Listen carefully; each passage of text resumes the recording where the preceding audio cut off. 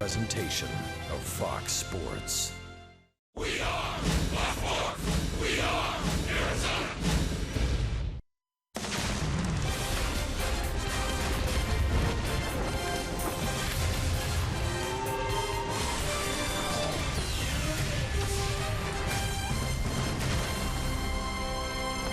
Arizona Diamondbacks baseball is brought to you by Sanderson Ford All-American Weekend at Chase Field. And tonight, America's first baseman is on display.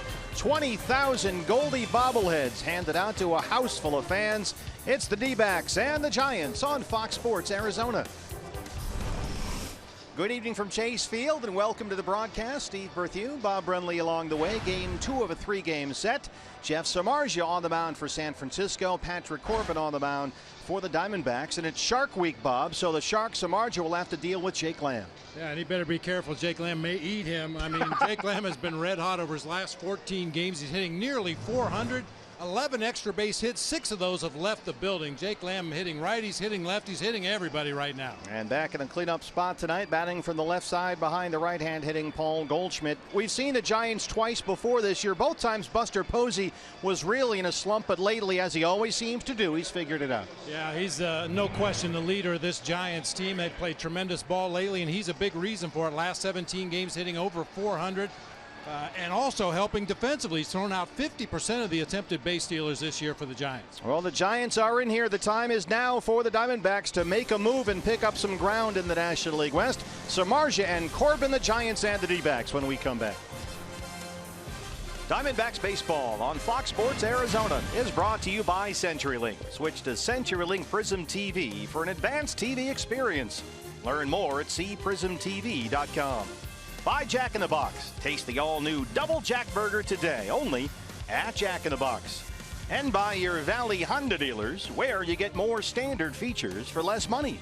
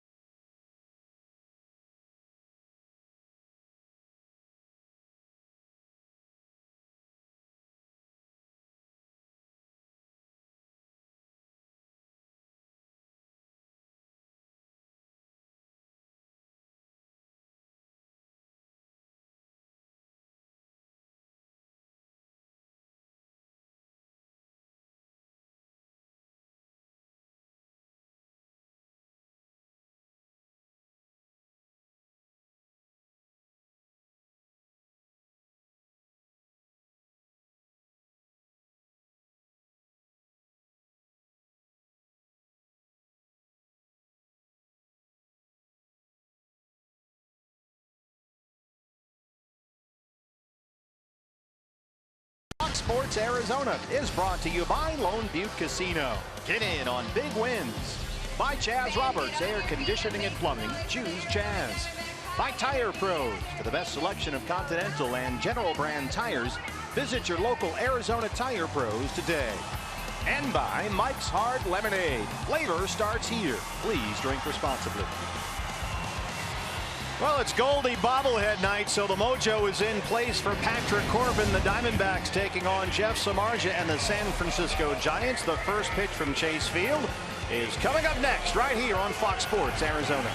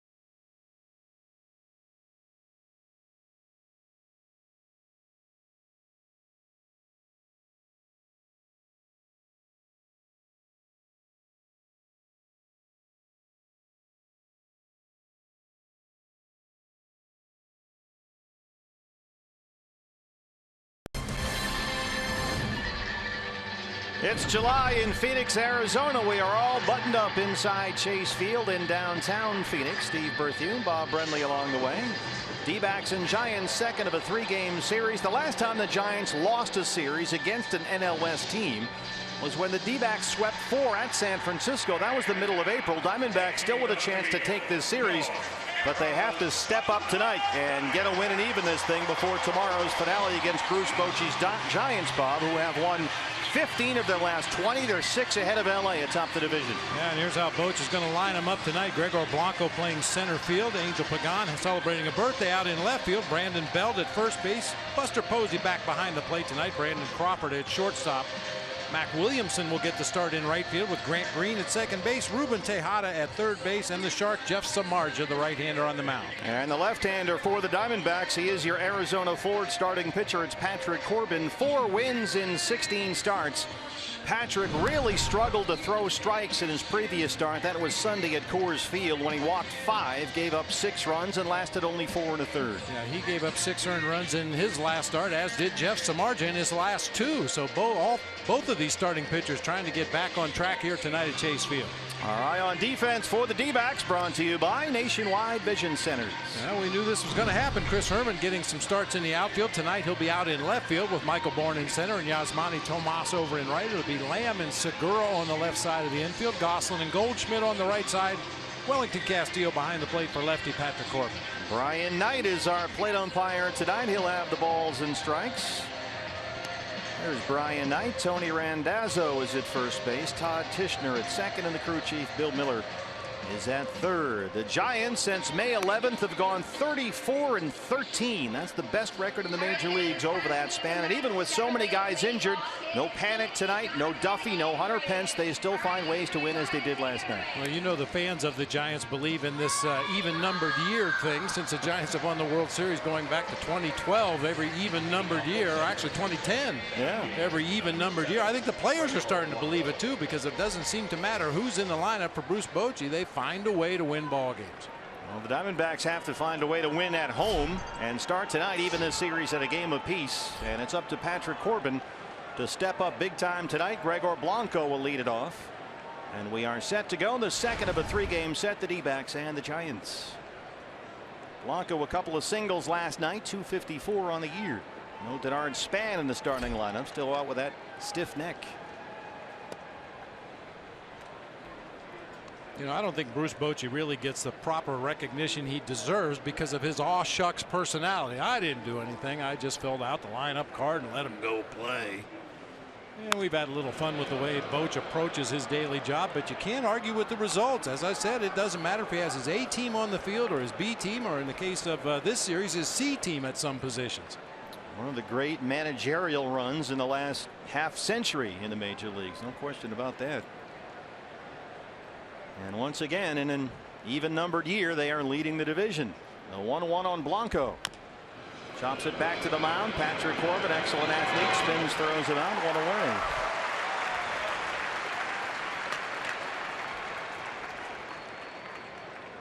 What's the key for Patrick tonight? Well, for me, just keeping the ball down. I mean, we haven't seen that wipeout slider that we saw in 2013 from Patrick Corbin. At times we've seen it. At other times it's kind of flattened out and stayed too close to the strike zone rather than end up in the dirt at the back foot of the right-handed hitter. So until you find out whether your slider is going to be the good one or the flat one, just keep it down. Hope that the Giants hit the top half of the baseball. Let your defense work behind you. Angel Pagan playing tonight on his 35th birthday. 292 and 3 homers. 0 for 5 last night. There's a strike, 0-1. It seems overly simplistic, but if you just think about it, when you're watching baseball games, watch the location of the pitches that are grounded into easy outs or popped up into the air, and watch the pitches that are hammered. The ones that are hit hard are mid-thigh up to the belt usually, and the pitches that are smothered at home plate for an easy ground ball are down there around the knees. Got that one in and down, but just missed it. It's 1-1. Same spot. Gets Pagan to chase it. Bob, that's something that you've mentioned before. Patrick has not been getting the same number of swings and misses that we've seen him in the past. Well, some of that could just be experience. Guys have seen more of Patrick Corbin. They know that that's his out pitch once he gets to 2 strikes. So maybe recognizing it a little bit quicker in those situations, but it hasn't been the same devastating pitch, although he threw 2 real good ones right there to Angel Pagan. Happy birthday. If he gets that pitch going, it'll be a whole new ball game for him. 2 swings and misses and the at bat to Pagan. Well, that ball hits way out in front of home plate that time. That's a good sign. You know, when you see opposing hitters chase that slider in the dirt, that means they're not picking up the rotation quickly, and he's putting it in a good spot. They'll put the shift on for Brandon Belt as Jake Lamb moves to the second base spot right in front of the umpire out there, Todd Tishner. Belt 297 leads the Giants with 10 home runs, leads the National League with 25 doubles. Joe's bunt takes a strike. Belt walked and scored a run last night. He struck out twice. Well, this is the Patrick Corbin that we have known and loved in years past.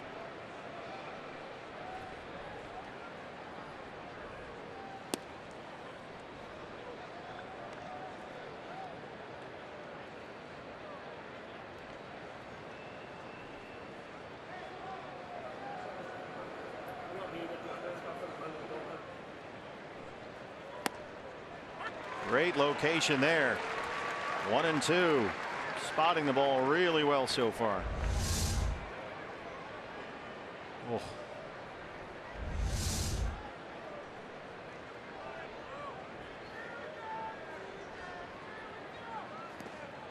Belt able to lay off the pitches that Pagan swung at, and he's back even 2-2.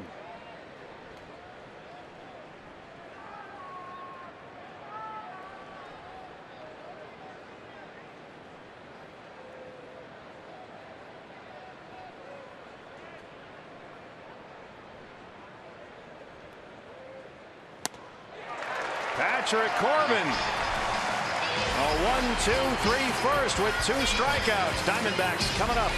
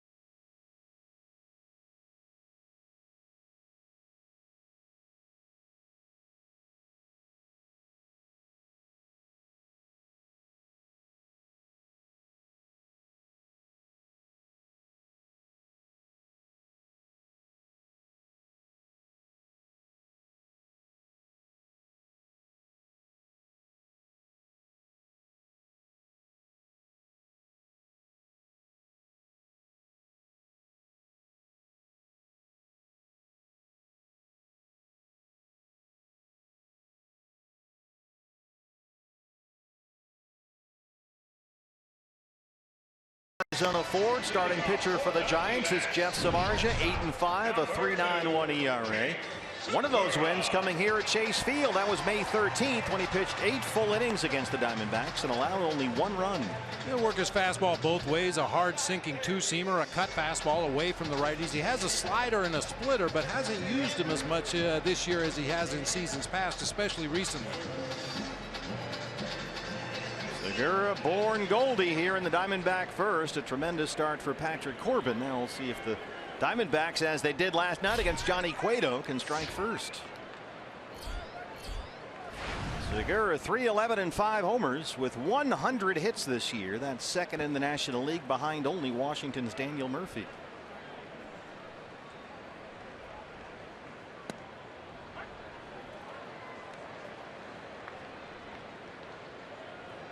And when Samardzija was pitching out of the bullpen for the Chicago Cubs early in his career, he regularly hit high 90s, approaching 100 miles an hour when he was in a situation to just come in and throw as hard as he could, as long as he could. But as a starter, he cruises along in the low to mid 90s. Gene Segura going to have to take a minute or two to work that one off. Got it right off that front foot.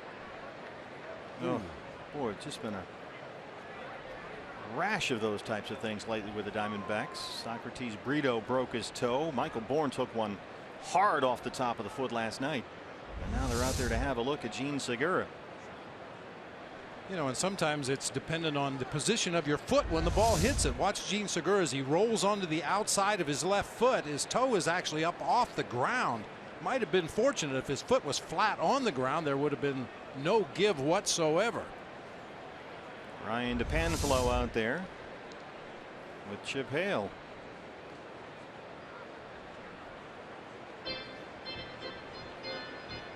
Now keep in mind, Nick Ahmed is on the paternity leave list right now. We want to congratulate Nick and Amanda on the birth of their baby boy.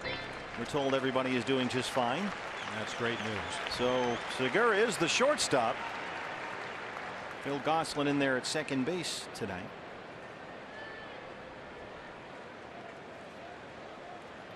We know that Phil could play some shortstop if necessary. Brandon Drury started a game there last year as well.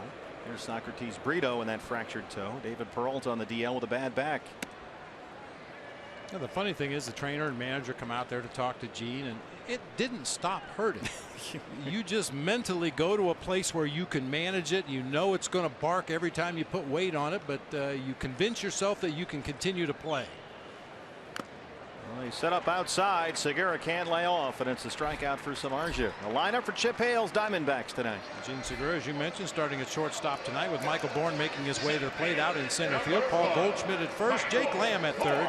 Wellington Castillo with the big home run in the first inning last night. He'll be doing the catching. Chris Herman out in left. Yasmani Tomas in right. Phil Gosselin at second base, and Patrick Corbin and his bat in that 9 spot. Michael Bourne single last night. And a 4-hit game Wednesday against the Phillies.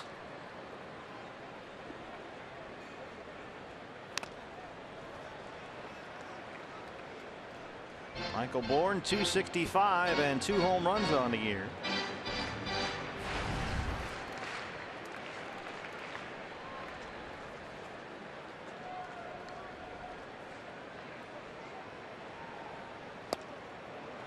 Can't check his swing, and he's down 0-2.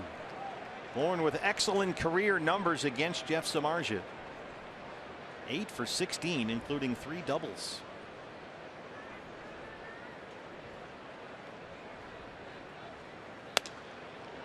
Just dumping in, 1-2.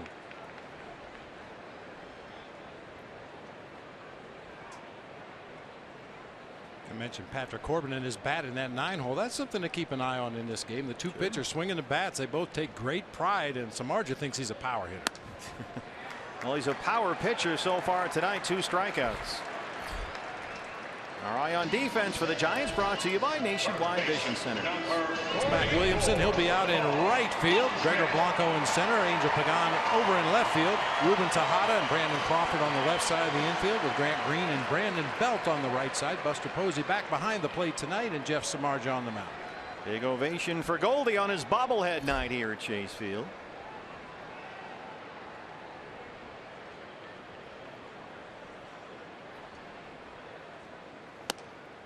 It's up, down, and away, right to the glove. 0-1. Goldie 298, 14 home runs. At 938 OPS, matches his final number from 2 years ago, and much of this year's number for Goldie made up of his on-base percentage, which is .426. That's tops in the National League. So you've got Goldie leading the league in on-base percentage, and the guy on deck, Jake Lamb, leading the league in slugging percentage. Pretty good combination.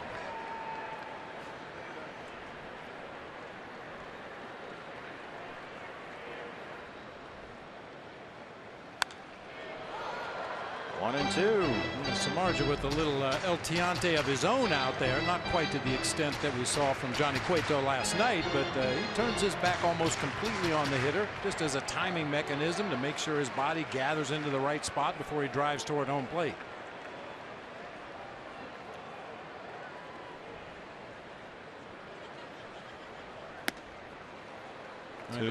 It's been a rough go for the Giants righty in the first couple of innings of ball games recently. In his last 2 starts in innings 1 and 2, he surrendered 10 runs on 10 hits, 3 of those home runs.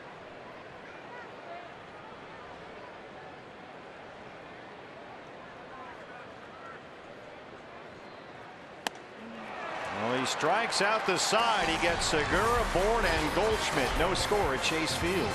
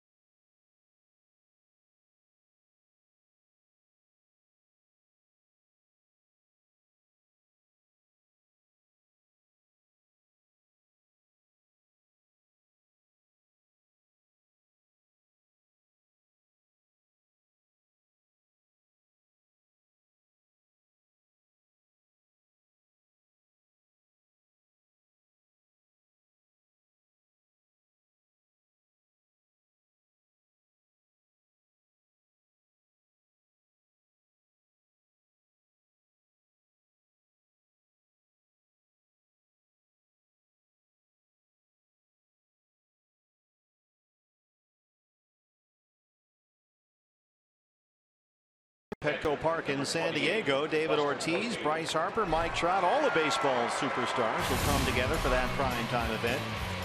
And it is sure to light up the summer. The MLB All-Star Game from San Diego, July 12th. It's only on Fox. 5 of the first 6 batters tonight have struck out. It's a pitcher's duel through 1. Buster Posey leads off the second against Patrick Corbin.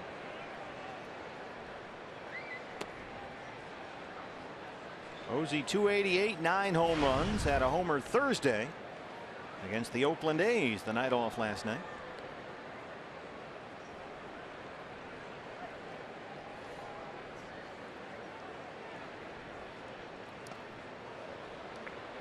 Two balls and no strikes on Posey, heating up as he always seems to. When we saw Buster Posey the previous 2 visits this year, he was really scuffling, but he's picked it up, batting better than .400 over his last 17 games.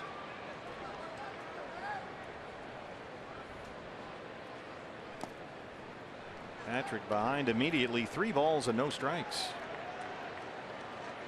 He got Blanco to tap back to the mound, then struck out Pagan and Belt.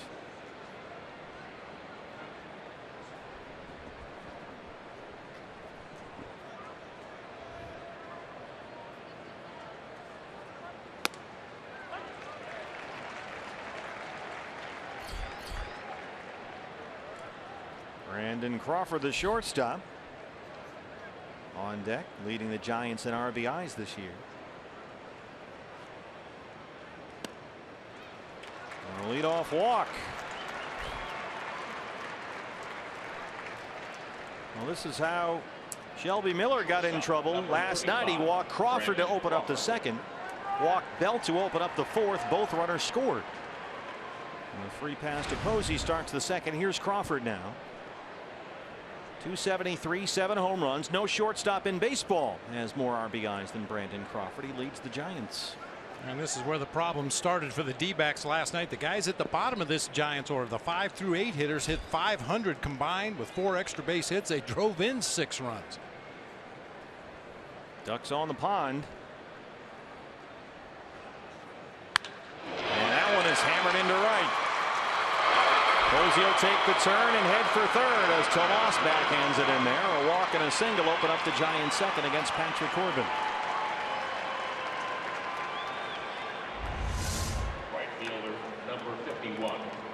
Brandon Crawford, I mean, I'm not telling baseball fans anything they haven't seen with their own eyes. Boy, has he really developed into a great all-around player. When he first came up, you could knock the bat out of his hands. Oh, especially if you were a lefty pitcher, too. Absolutely. He was just a defensive wizard at shortstop that each year has improved at the plate, and he is a legitimate threat now. Well, here's a threat to take you deep. It's Big Mac Williamson.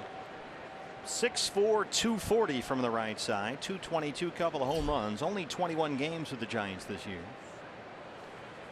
He's sort of their Peter O'Brien, a young guy with tremendous potential, power potential from the right side of the plate, but still getting his feet wet in the major leagues. This was a guy a week or so ago playing in Pittsburgh. We talked about him hitting a home run over that north side notch out there in left field. Had to go about 450 feet to left center.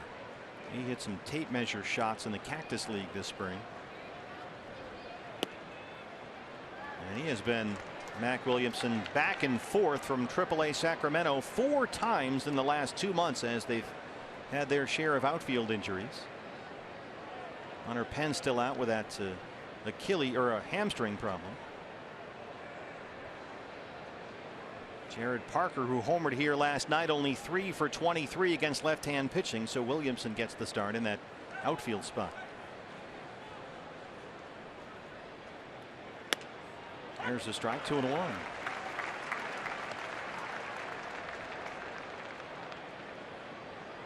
Mac Williamson, 3rd round pick by the Giants out of Wake Forest 4 years ago. There's Jared Parker, who homered last night. A home run off Randall Delgado in the 8th inning. 2-1 to Williamson. 2-2.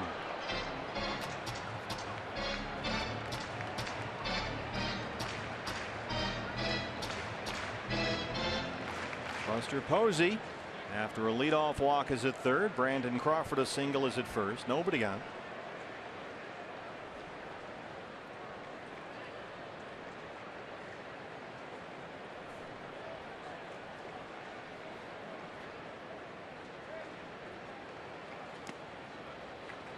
Full count, 3-2. Quite a contrast, Bob, in these innings for Patrick Corbin. 3 up, 3 down in the first. He was behind on Posey, 3-0, walked him.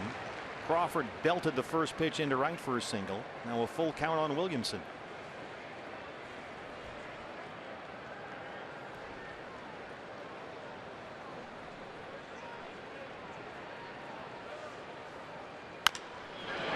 Bouncer to shortstop. Segura coming home, and he throws it away.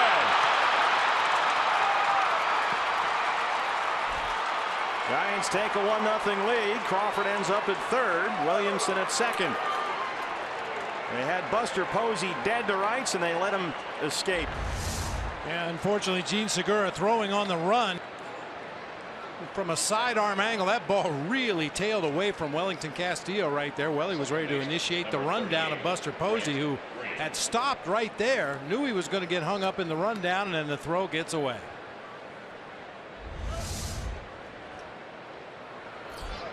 We saw Nick Ahmed make a sensational play in the second inning on that very same type of play last night when he threw out Connor Gillespie trying to score from third. things have quickly gone off the rails for Patrick Corbin in the second inning. Mike Butcher. Which is so uncharacteristic for Gene Segura, who rarely makes a bad throw. That's only his third error of the season. But as I said, trying to throw on the run. Might not have had a great grip on the baseball. Threw from that sidearm angle. Really got away from it. That's a fielder's choice for Williamson, E6.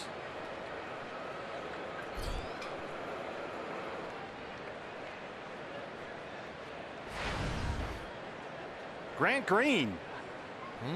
Yeah, he had a big night.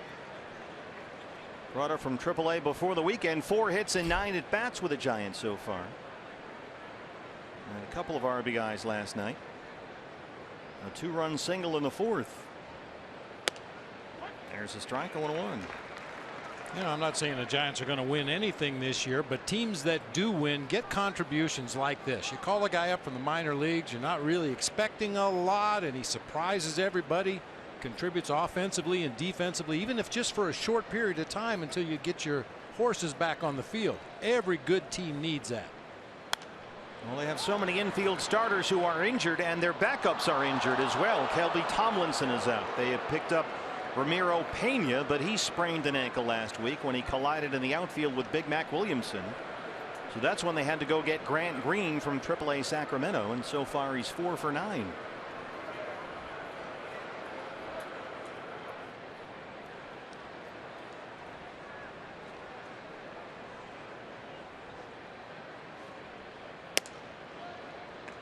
Ryan Knight says no, and it's 1-2.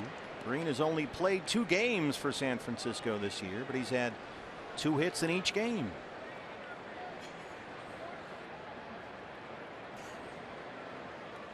Former first-round pick by the Oakland A's out of USC. He was the 13th overall selection in the 2009 draft.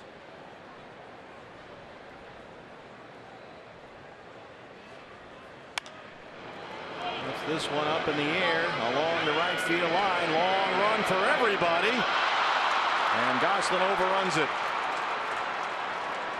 Fortunately, it's in foul ground, so everybody will have to go back to where they were. But this has not been a stellar defensive inning for the Diamondbacks. Not an easy attempt there by Phil Gosselin. That's out in that Bermuda Triangle. First baseman, right fielder, second baseman all coming together.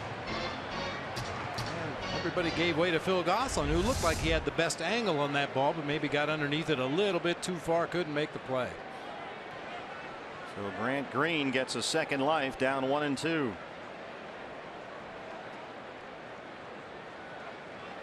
Crawford is at third, Williamson at second. And he can check his swing. Corbin gets his 3rd strikeout and his 1st out in the inning. So many times this year we've seen similar situations where Diamondbacks pitchers have a possibility of really letting an inning get away. A couple runners in scoring position. Giants have already put a run on the board. It would be huge for Patrick and the Diamondbacks to stifle this rally right here and hold the damage to 1 run. Well, you're up against the very bottom of the order, the backups to the backups. Here's Ruben Tejada, who's in at 3rd tonight. They're without Matt Duffy, who's got a strained Achilles.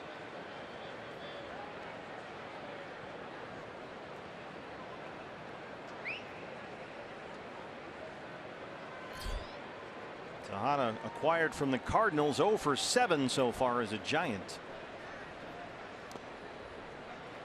He was called up from their AAA team Wednesday. He was hitting only .205 down there. Ruben Tejada started about 100 games in the infield for the Mets last year. They let him go in the middle of March this spring. He was picked up by the Cardinals when St. Louis lost Johnny Peralta for a while with an injury. Tejada hit only 176 in a handful of games in St. Louis. They let him go June 1st, and the Giants picked him up.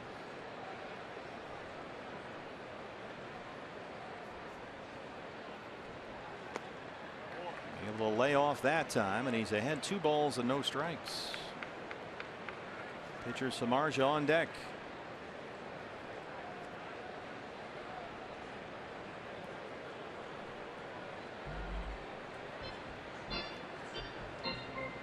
A lot of teams will keep an eye out for a guy like Ruben Tejada.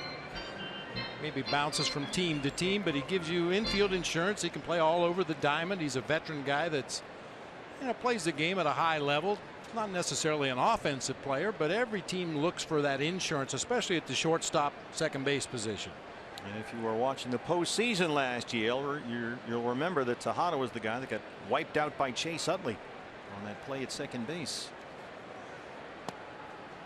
Corbin behind on the number 8 hitter, 3-0.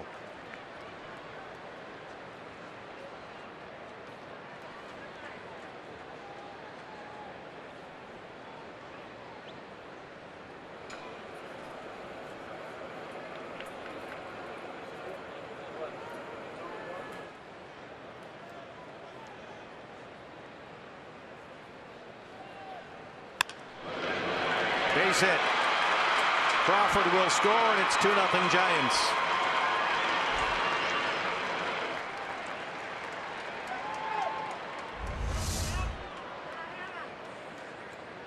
Boy, Diamondbacks have been victim of many of these recently. Just a topspin ground ball that happens to find that hole on the left side of the infield.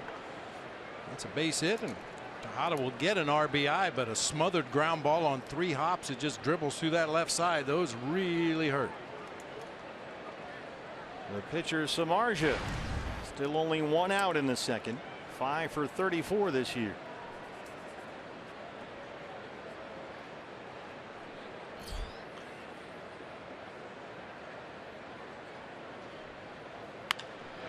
Pulls the first one foul. Yeah, this is not going to be your typical pitchers at bat. Jeff Samardzija with runners in scoring position here, 4 for 13. That's a 308 average. He's driven in 6 runs, and man, can he put on a show in batting practice. I was just going to say, don't forget what we saw this afternoon. Wow. He was hitting him into the Friday's restaurant out there, the Front Row Sports Grill, and left. Some absolute moonshots off the bat of Jeff Samardzija. You saw Mad Bum looking on. Apparently those two guys have a real spirited competition swinging the bats. I mean, they were sailing out of here, and I looked down there. I thought, is that who's down there? Is that Posey? No, it's Samardzija. He was launching him out of here.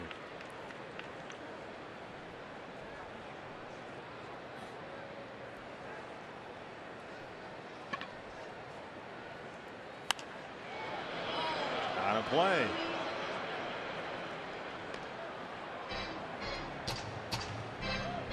Another leadoff walk scoring in this series. Buster Posey led off the inning with a base on balls, came around to score on that error. 2 leadoff walks in the game scored last night. Crawford in the second, Belt in the fourth. Williamson at third, Tejada at first. Still just 1 out, 1 and 2 on Jeff Samardzija.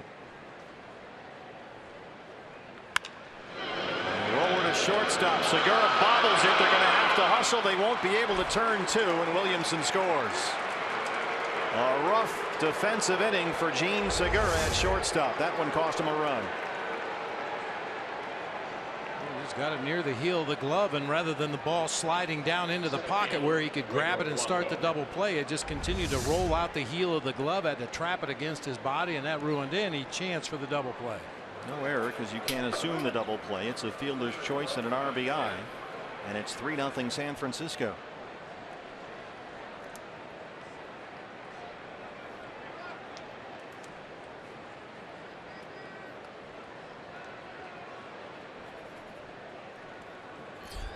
Gregor Blanco, the leadoff man, tapped back to the mound in his first at bat.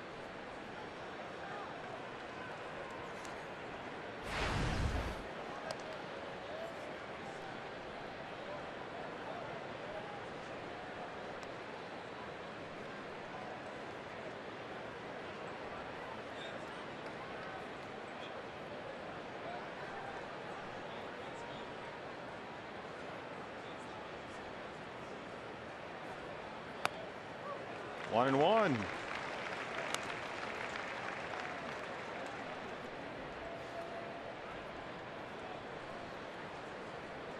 Gregor Blanco this season has actually hit left-hand pitching better than he's hit right-handers. 265 against lefties. That's a 15-point jump. Denard Span out once again with that stiff neck. They said last night, Bob, that Span's right neck was stiff. His left neck seems to be fine. That's good. It's the right neck. If only 50% of your neck is hurt, that's good. Or your necks. Your necks. He has 2 necks as opposed to Walt Williams, who had no necks. 40 pitches already for Patrick, 22 strikes.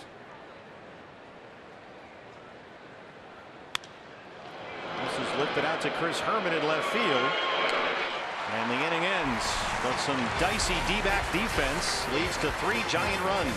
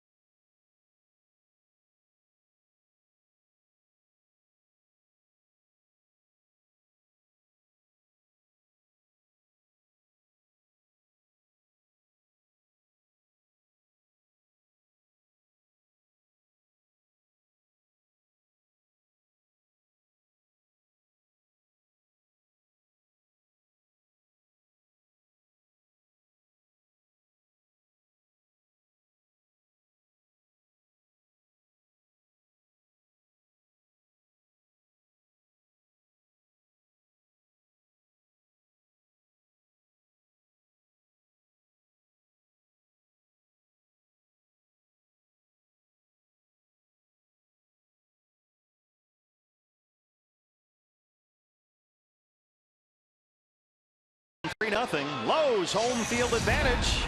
Well, Jake Lamb leading the National League in slugging. The D-backs at home among the best teams in the league in terms of slugging percentage. What a shock. The Rockies are on top of that list. I wonder why. I don't know. Jake Lamb has been on a roll. Another home run last night. He's homered in each of his last 3 games. First time in his career he's done that. 3 games, 3 Lamb homers. Well, he's taken some off-speed pitches that hung on the inside part of the plate and ripped them to right field. He's taken pitches out over the plate off the batter's eye in center field, and another long home run pulled to right field beyond the pool last night. Yeah, that one with 2 outs in the 3rd against Johnny Cueto. And Jake in there at 288. Leading the Diamondbacks with 18 home runs and 56 RBIs. You see that OPS just over 960, 598 slugging percentage. That's tops in the league, 3rd best in baseball.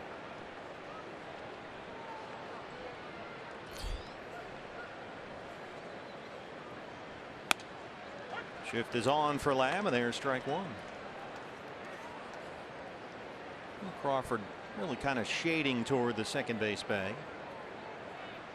Tejada's played a lot of shortstop in his day, midway between 2nd and 3rd.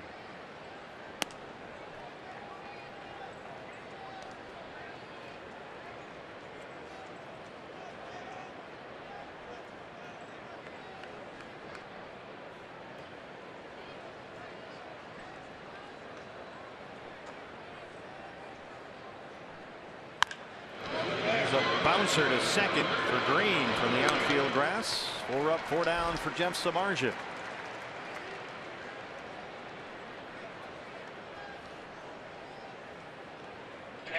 There's another guy who had a home run last night, Wellington Castillo.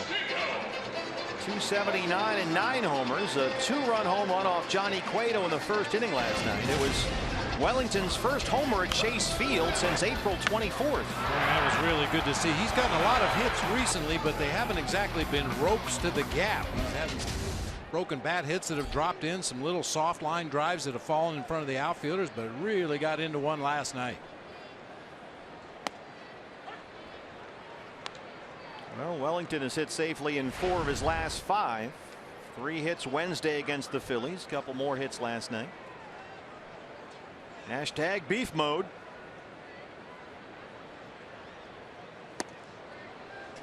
Samardzija, who struck out the side in the 1st. Segura born Goldie ahead of Castillo, 0-2. Yeah, Wellington Castillo caught Jeff Samardzija for a few years in Chicago. I think this Jeff Samardzija is a completely different pitcher than the guy Wellington caught as a member of the Cubs. What's changed? With the Cubs, he just tried to throw everything as hard as he possibly could with the fastball, heavy two-seamer, and a split finger. He never really tried to work on a slider. He never really threw a cutter. This is a completely different delivery than he had when he was with the Cubs, so kind of reinvented himself. Wellington probably doesn't recognize this guy.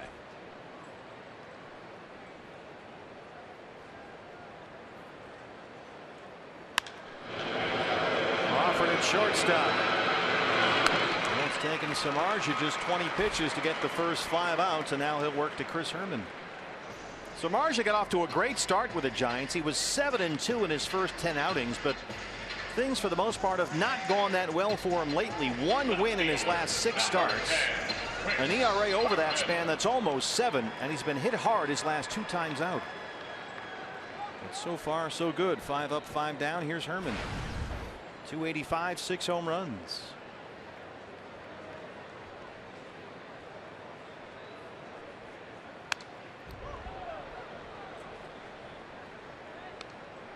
Chris got the start in left field last night, 1 for 4 with a single and a strikeout, and he's back out there again tonight. Chance we might see him in center field tomorrow with Tuffy Gozawish behind the plate. Here's Tuffy back up from AAA Reno.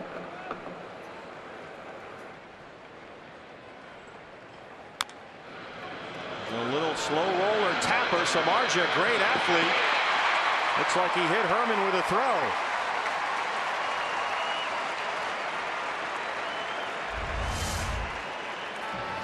Probably ruled an infield base hit for Chris Herman. A little swinging bunt up the right side. Samardzija tried to take the ball with him into foul territory to clear the runner, but just couldn't find the handle on the ball quickly enough. By the time he throws it, Herman is already on the bag. Looks like it might have hit Chris in the back of the hand there. It's a base hit, the first hit for the D-backs, and brings up Yasmani Tomas. Tomas 265, 13 home runs. Singled and struck out last night, also hit into a key double play. 3-6-3 with the 2 on and nobody out in the 9th inning.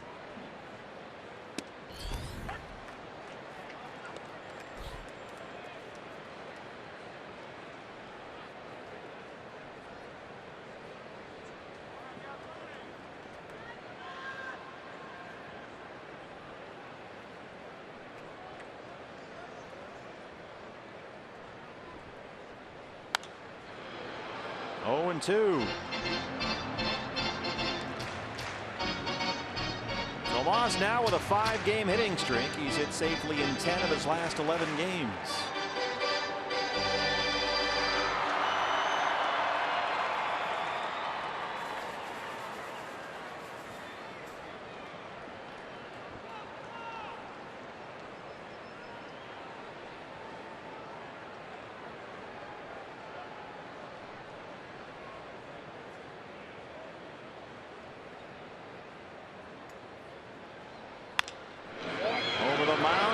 Behind the bag, and he beats Herman to the base, and that's the inning. We'll head to the 3rd. D-backs trail it 3-0.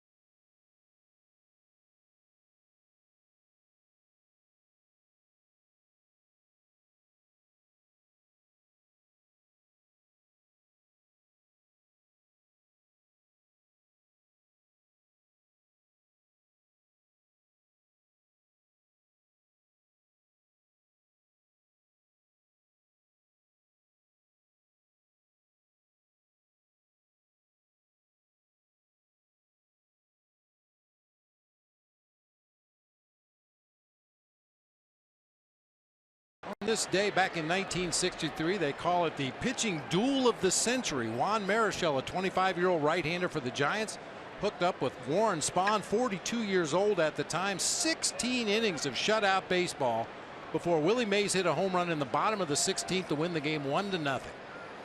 There was a rollicking crowd of 16,000 there at Candlestick that day. That was a good crowd probably in those days.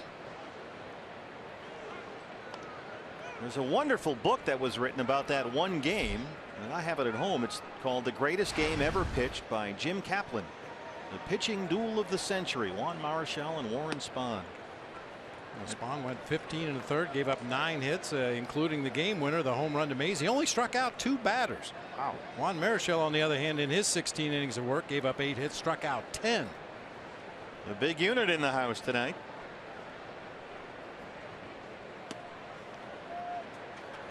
We were trying to get Randy's 2 cents worth. He didn't have any answers for us. It's a mystery. What's going on? Yeah, he was just kind of pointing out the fact that, especially for the Diamondbacks, the younger pitchers, maybe some guys that hadn't bumped up against this kind of adversity before, especially here at home, guys that have been used to success, used to playing on winning teams. It's a tough experience when you go through it for the first time. Trying to figure out how to come out the other end with your head held high and give your team a chance to win. Segura, belt tie hop at shortstop. Eugene actually boots 2 balls in that inning. First one in the 3rd is hit right to him. Of course it is. It's amazing.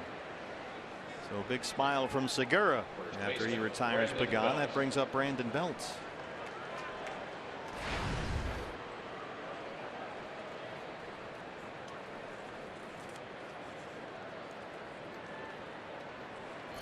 Diamondbacks will put the shift on. Jake Lamb right in front of second base umpire Todd Tishner. Phil Gosselin back of the outfield grass. Swing and a miss by Belt, who actually handles himself against left-hand pitching. Just under 280 versus lefties this year. That includes 4 home runs.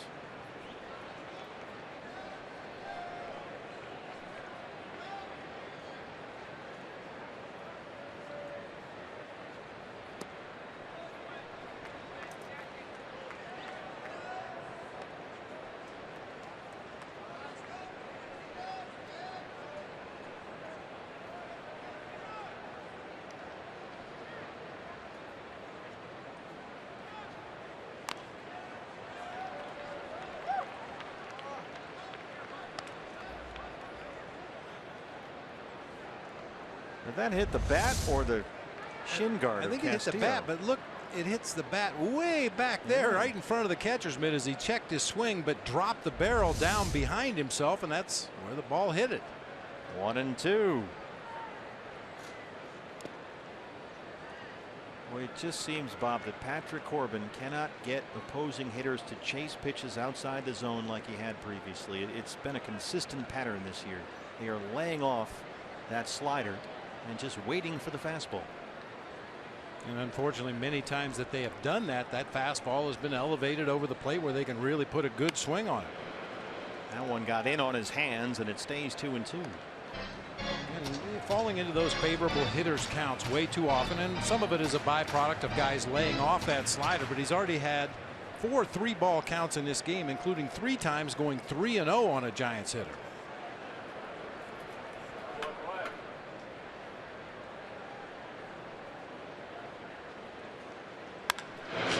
Hit hard through the shift and into right. A base hit for Brandon Belt.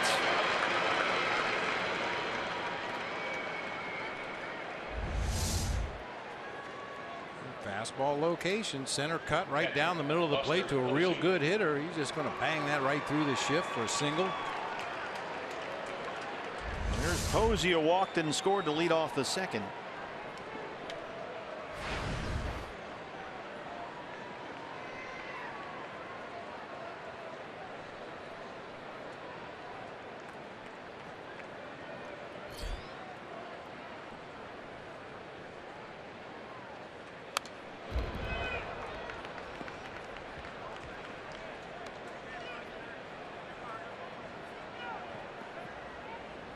Patrick, frustrated last time out against the Rockies, said he was feeling so good early on in that game. Thought he was making his pitches to begin with, but the control seemed to just instantly vanish, and he really struggled to just throwing a strike in that ball game. And he got to the point, he said, where he just wasn't able to control anything out there. Double play ball here, right to Segura. Gosselin will turn it. Just what the doctor ordered. Bottom third coming up. Diamondbacks trail the Giants 3-0.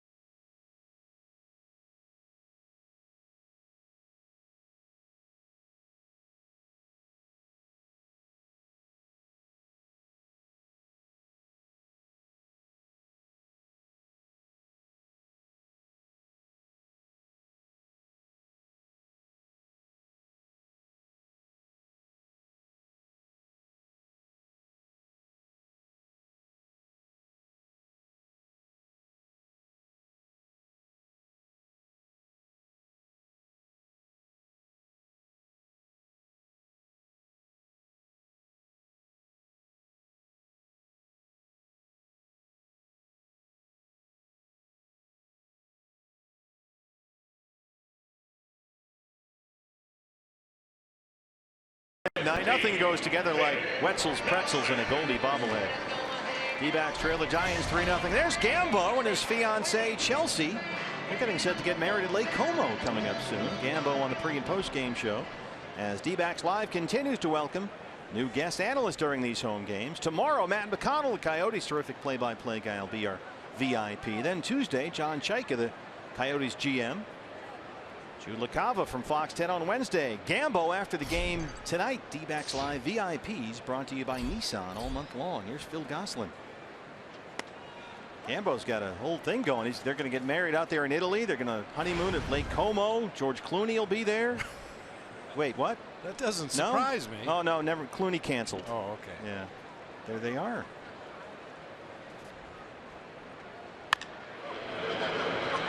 Brandon Crawford gets to just about everything out there. I think he's one of the most underrated players in the league. He doesn't get the headlines that you see other guys get, but as you mentioned, Bob, his offensive game has caught up to his glove. Yeah, there's just a steadiness about his game. He doesn't make a lot of flashy plays. You don't see him diving headlong into center field or into the hole at third and short, but he makes every play he gets to, does it in a very timely fashion, never seems to panic on any defensive play. Here's one of the best hitting pitchers in the National League, Patrick Corbin, and right on cue, he shoots it down the left field line. That's a fair ball.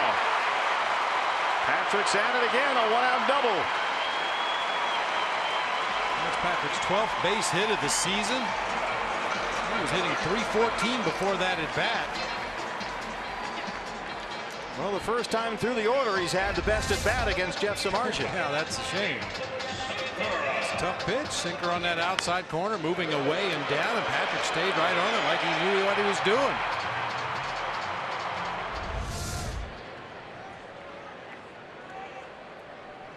You saw the way that ball kind of wedged underneath the padding out there in the left field corner. We've seen more of that this year already than I think we've seen in any season recently anyway. Balls reacting funny out of the corners. A smash, and it's by Tejada at third off the bat of Segura. Matt Williams puts up a big stop sign, and Corbin's in at third. Segura blasted that one right by the third baseman Tejada. Anybody but Patrick Corbin running from second base, you might have challenged Angel Pagan's arm right here. Even though he had the ball before Patrick got to the bag, Pagan does not possess a strong throwing arm out there in left field. He's a guy you'll take chances on with your position players, but not with your pitcher. Well, the Diamondbacks have an opportunity here, and so many times we've seen them fail to bring the runs in. Down 3-0, 2 on, 1 out for Michael Bourne, who struck out his first time up.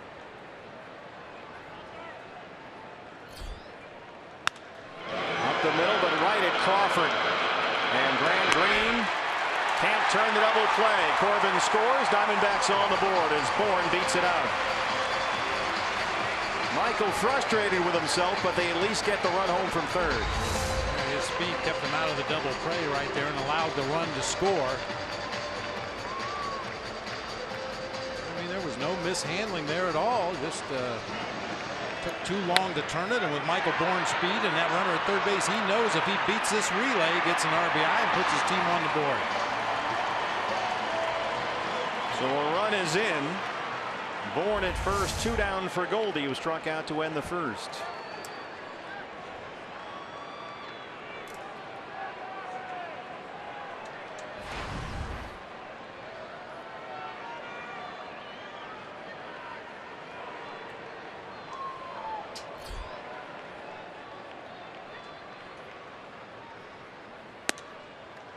Well, that happened quickly. Patrick Corbin got his double down the left field line on the first pitch. Gene Segura's base hit through the left side was on the first pitch, and then Michael Bourne offers at the first pitch, hitting into that RBI fielder's choice. Of course, Goldie takes the first pitch.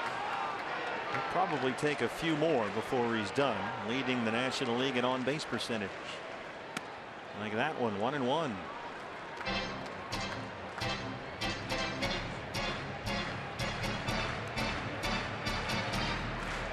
Go, go, Goldie on Paul Goldschmidt bobblehead night, coming off an enormous month of June.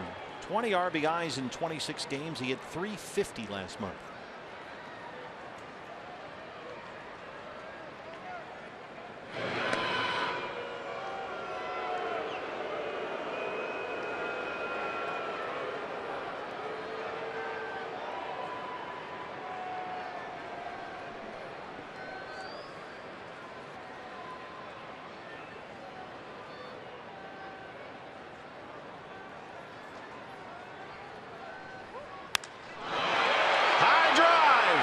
Deep left field, it's going to stay in the yard for Pagan.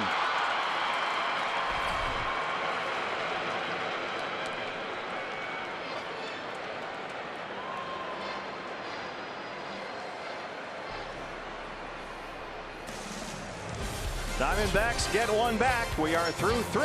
They trail it 3-1.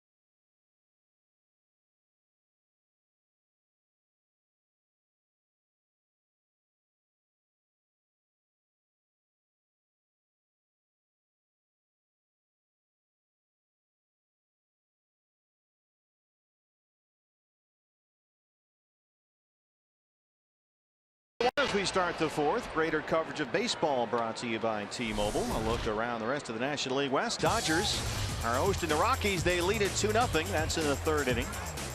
Padres and Yankees scoreless in the fourth at Petco Park. Padres come in here for 3 games starting Monday. A 6:10 start for the 4th of July. Post-game fireworks spectacular afterwards. Brandon Crawford leads off the 4th against Patrick Corbin. Crawford singled and scored back in the 2nd.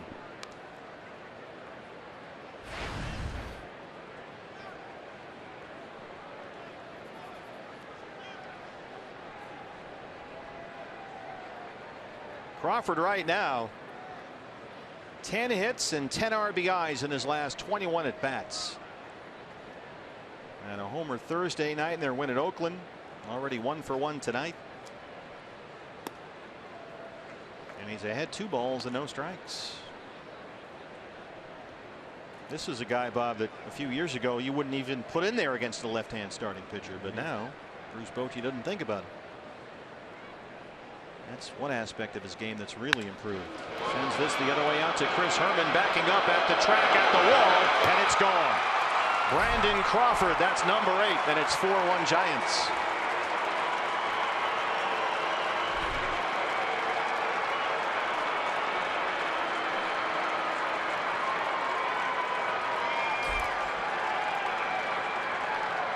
For good players, that's a natural progression. You come to the major leagues as an all-glove, no-hit player. You gradually start to become a better hitter. You gradually work your way into an everyday spot in the lineup. And then you become an offensive force, which Brandon Crawford is in the process of doing. Mac Williamson. He gets this one way up in the air, way back. They hit it a mile off the scoreboard. They go back to back. Crawford and Williamson. That's his 3rd. And the Giants open up the 4th with a couple of home runs against Patrick Corbin.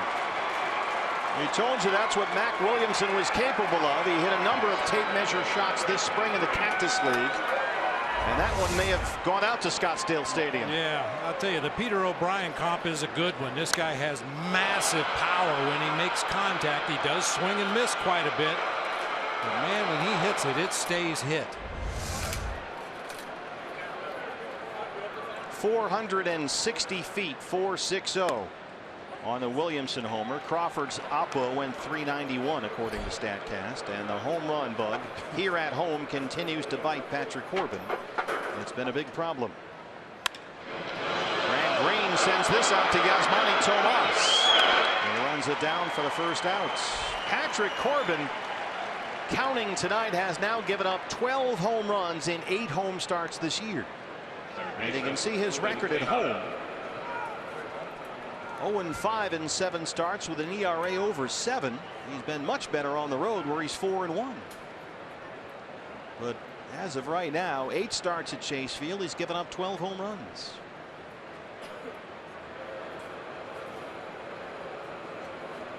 Ruben Tejada.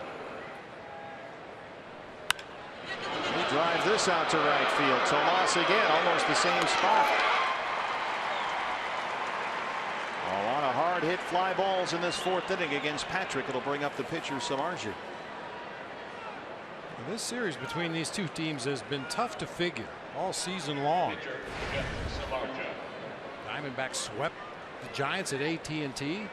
Giants have yet to lose here at Chase Field this year. As a matter of fact, you go back over the last 16 games, the Giants are 13-3 in this ballpark.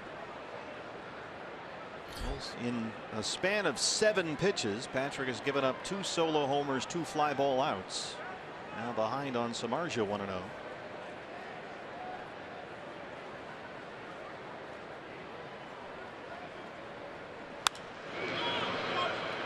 The road team has dominated this series. Diamondbacks, in fact, just 3-13 in their last 16 games at Chase Field against the Giants.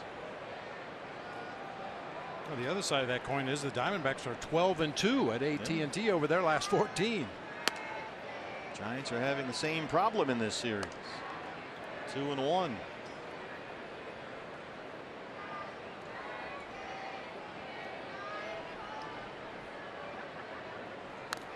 But the Giants do very well on the road regardless of whether it's at Chase Field or not. Since May the 1st, they've won 23 of their last 31 road games.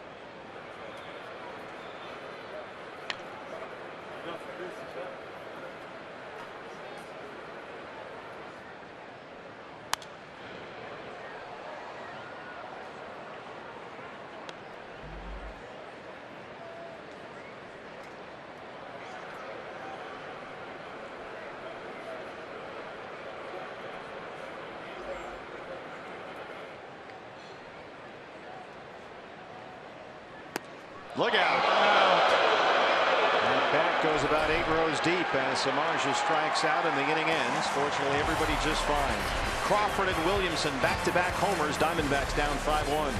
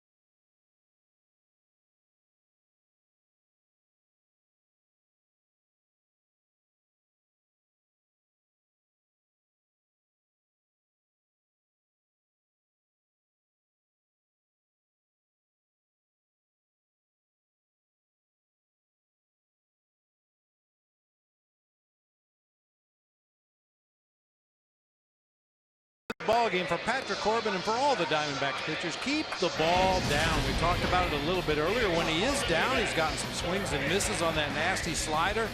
Buster Posey smothers a low fastball. Diamondbacks turn it into a double play, but when he leaves the ball up and out over the plate, that's when opposing hitters tend to do their most damage. And all these fastballs up and out over the plate, including that one to Brandon Crawford that he rode out of here to left field. So there's a hole from which the D-backs will have to crawl out again, down 5-1 as we start the bottom of the 4th. Jake Lamb will lead it off against Jeff Samardzija. Jake rounded out his first time up.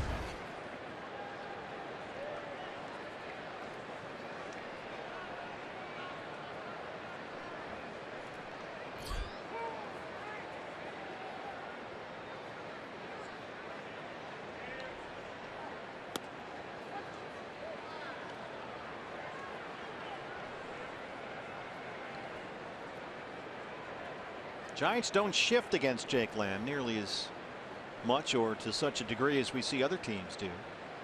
Crawford still on the shortstop side of the second base bag. That one misses up and it's 1-1. But Tejada well off the line at third.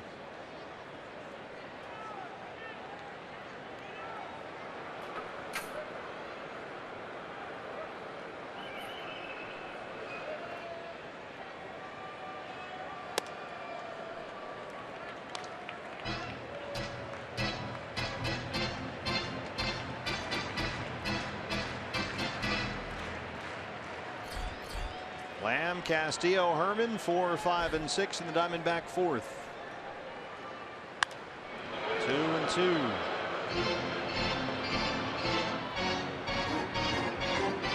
Bobby Freeman.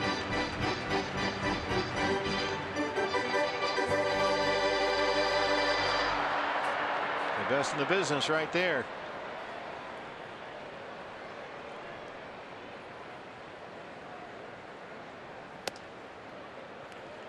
Trying to get Lamb to chase a fastball up and away, but the count is full 3-2.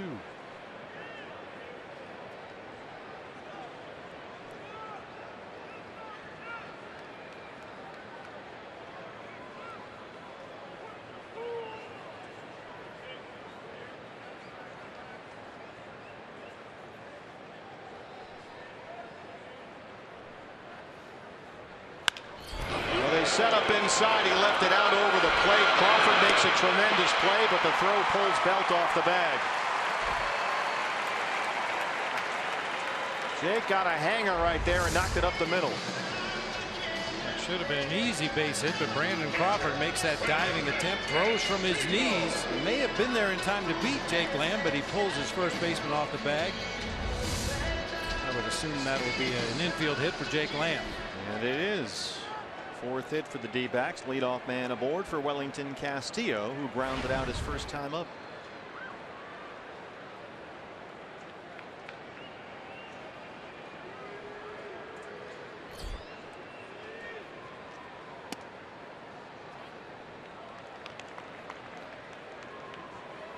Castillo, for much of last month, was mired in a difficult slump. He was striking out a whole bunch. But as Bob mentioned earlier, lately he's been coming out of that skid. He's hit better than .320 over his last 15 games. The hits are starting to fall for him more often, but not driving the ball as consistently as we know he can. Drives this one and finds a gap. It rolls all the way to the wall. Matt Williams will wave Lamb home, and he will score. It's 5-2. Hashtag beef mode. Starting to get it back, baby. Yes, he is. That long home run to left field in the first inning last night. That's a sinker up, Belt high over the middle of the plate, and he absolutely rips it into that gap in left center field. Jake Lamb coming all the way around from first base to score. Yeah, that's good to see. He can use his power bat in the middle of this lineup. A pair of hard hit balls open up the fourth against Samardzija. A chance to add to the damage here as Herman steps up. Beat out an infield single in his first at bat.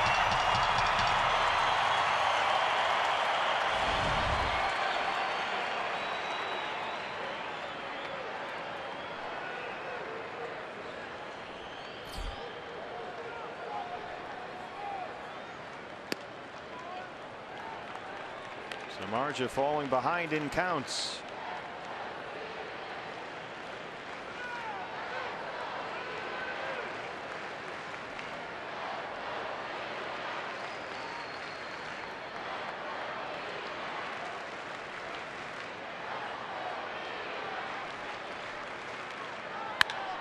That's blasted to right center. It's a fair ball. It stays in the yard. Let's see how they score this one. Wellington's not sure where to go.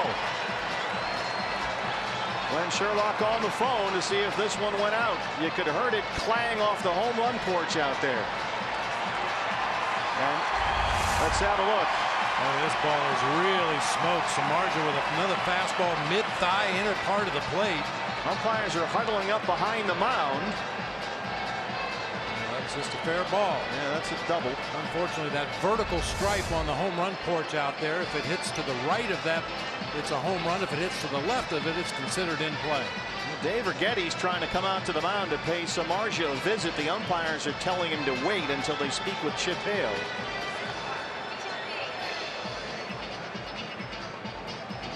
Giving up some loud contact here in the inning of the first three batters. Sure is. I mean, I said it for Patrick Corbin. Keep the ball down. The same thing goes for anybody. Jeff Samardzija's sinker up over the middle of the plate. The Diamondbacks have had some real good rips at him in this inning. Managers may request that they review home run calls. It's a boundary call, but they cannot use a challenge. And the umpires, in the interest of getting the call correct, will more often than not look at it on their own. So this does not necessarily have to be a D-backs challenge. The call on the field is that the batted ball remained in play. Yeah, it was very close to that vertical stripe on the home run porch, but I think there was enough daylight between the baseball and the stripe that this call will stand. Yeah, that's in play.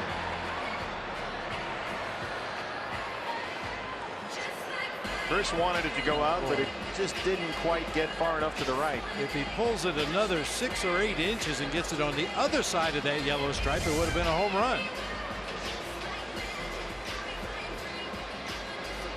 Well, part of figuring this out is then where to place the runner, but Castillo scored from second anyway. And Herman standing there with what will in all likelihood be an RBI double. This is not a D-backs challenge. It is an umpire review.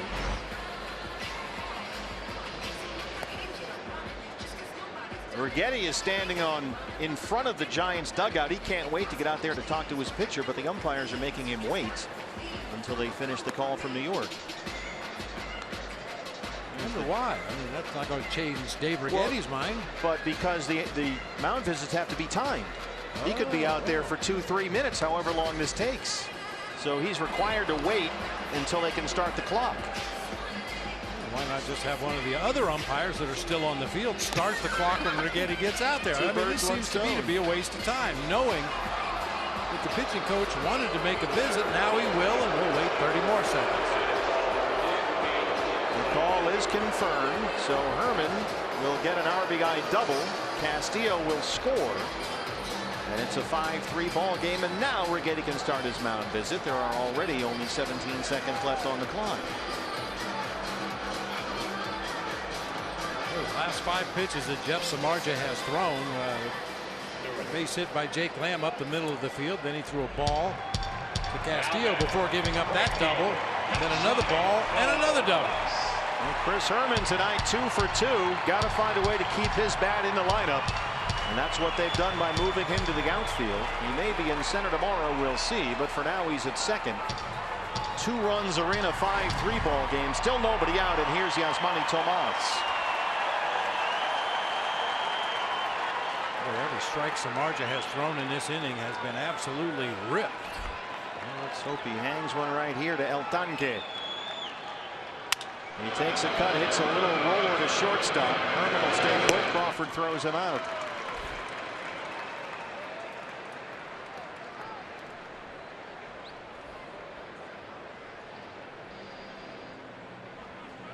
Yasmani jumps on the first one again. It's the first out of the inning, and it brings up Phil Gosselin.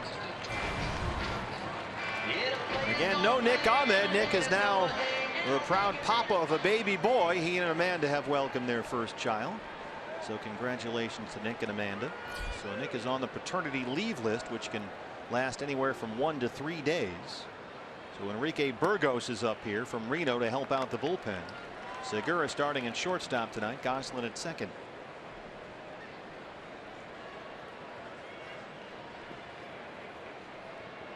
Of course, that means Chip Hale has a little bit of a short bench tonight with Tuffy Gosewich, Peter O'Brien, and Brandon Drury, the only 3 position players available, all right-handed bats.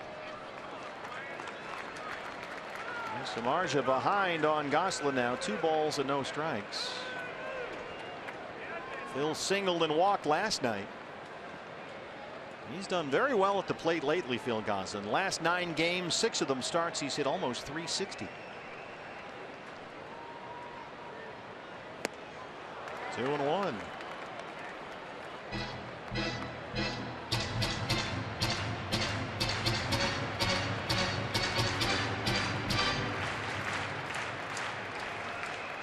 Lamb singled up the middle to start off the inning. Castillo doubled deep to the gap in left center. Herman just missed a home run. Tomas grounded out. Now 2-1 to Gosselin. In there for a strike. Bill shakes his head. 95-mile-an-hour sinker just off the outside corner, tailing back. Just does nip it. That's nearly an unhittable strike right there. 2-2. The roommates, Jake Lamb and Archie Bradley.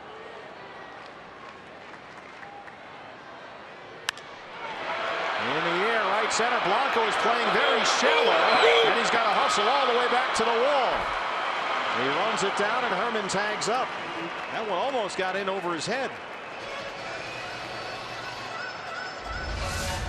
You're right, Blanco does play shallow, trying to take away those little humpback liners, trusting that his speed will be good enough to get him back to the warning track on fly balls like this. But Chris Herman able to tag up and move up 90 feet on that deep fly ball to the gap.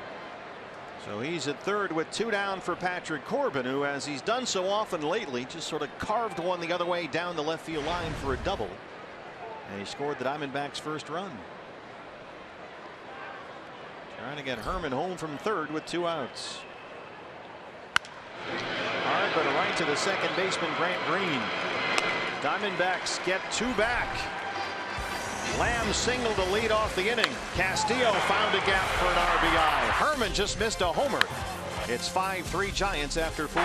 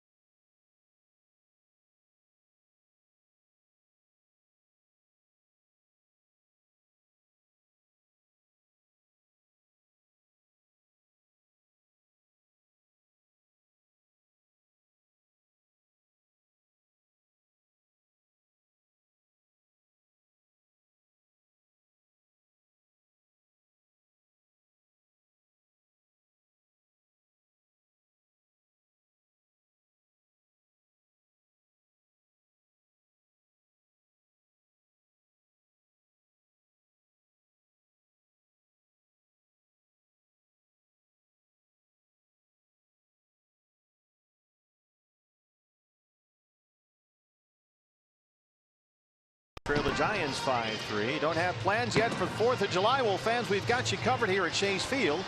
Celebrate with us, friends and family, inside air-conditioned Chase Field. Diamondbacks and the Padres, a 6:10 start. Then we'll open up the roof afterward for what is always a post-game fireworks spectacular. Presented this year by Gila River Casinos. It is the best fireworks show in town. You can see it only here at Chase Field, and you can get your tickets at dbacks.com. That's a solid 4th of July. Diamondback baseball, 4th of July fireworks. Got the bunting here on the ballpark around the upper deck. That reminds you of a postseason game. Gregor Blanco leads off the 5th against Patrick Corbin. Patrick opened up the 4th by giving up back-to-back home runs. Brandon Crawford and Mac Williamson. But then got the next 3 out, so we'll see how he does here in the 5th inning. Now a 5-3 Giants lead.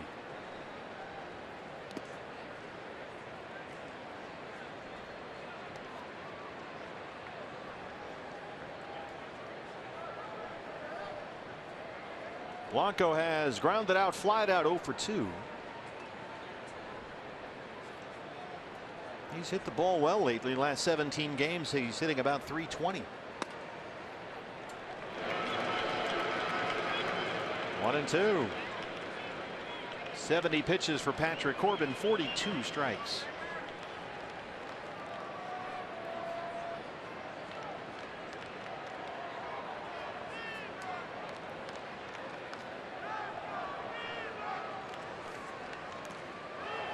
Did he check? No, he didn't, says Bill Miller. 5 strikeouts for Patrick. Hey fans, when the D-backs win, you win at Papa John's. The day after every Diamondbacks win, you get 50% off your regular menu price online order at Papa John's. Enter promo code D-backs50 at papajohns.com. The birthday boy, Angel Pagan, is 35 years old tonight. And he's 0 for 2, a strikeout, a ground out.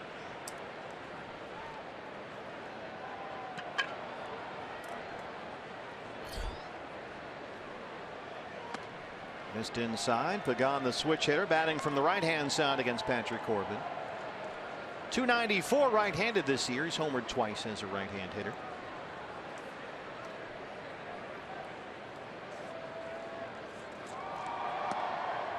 That one's inside for a strike, and it's 1-1. Pagan having a fine offensive season, but as usual, he's battled through some injuries. He has twice this year been out for long stretches with a left hamstring strain. It's more than 3 weeks the last time he was out. Came back on June 14th. Since he's returned, he's done well. He's hit about 320. But down here, 1-2. Hard to imagine the Giants without Angel Pagan. He's been such a key piece for so long during these World Series runs, but he's coming up to the end of his contract.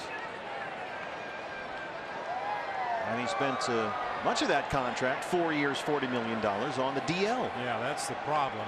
He's gotten very fragile here late in his career, especially leg injuries, and of course his speed is a big part of his game, both shagging balls in the outfield and running the bases. 2-2. He missed with that one. Full count, 3 balls, 2 strikes. Well, you go back to that 2012 Giants team, BB. For me, this guy was the one who made him go, Angel Pagan. On that 2012 team, he was special. Line to third, nice backhand stop by Lamb, long throw, and Goldie makes the scoop. Nicely done on both sides of the D-backs corner infield. Hard hit ball. Jake Lamb knows he has time right here, but another low throw across the diamond. Fortunately, Goldie right there on the other end to get that long hop.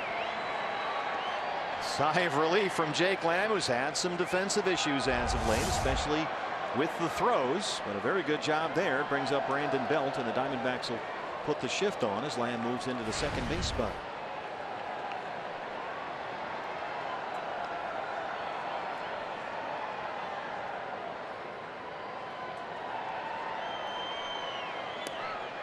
Jake Lamb was saying earlier this week that part of the problem with the throwing errors we've seen, Bob, he says he's just not using his feet like he should be. Now, how does a third baseman use his feet? Well, you know, it's more obvious with an outfielder when they take a crow hop after they come in and down to the left side. Segura will have no problem with that one. Excuse me, roller. We'll get back to that when we come back. Good ball game going here. Diamondbacks down 5-3.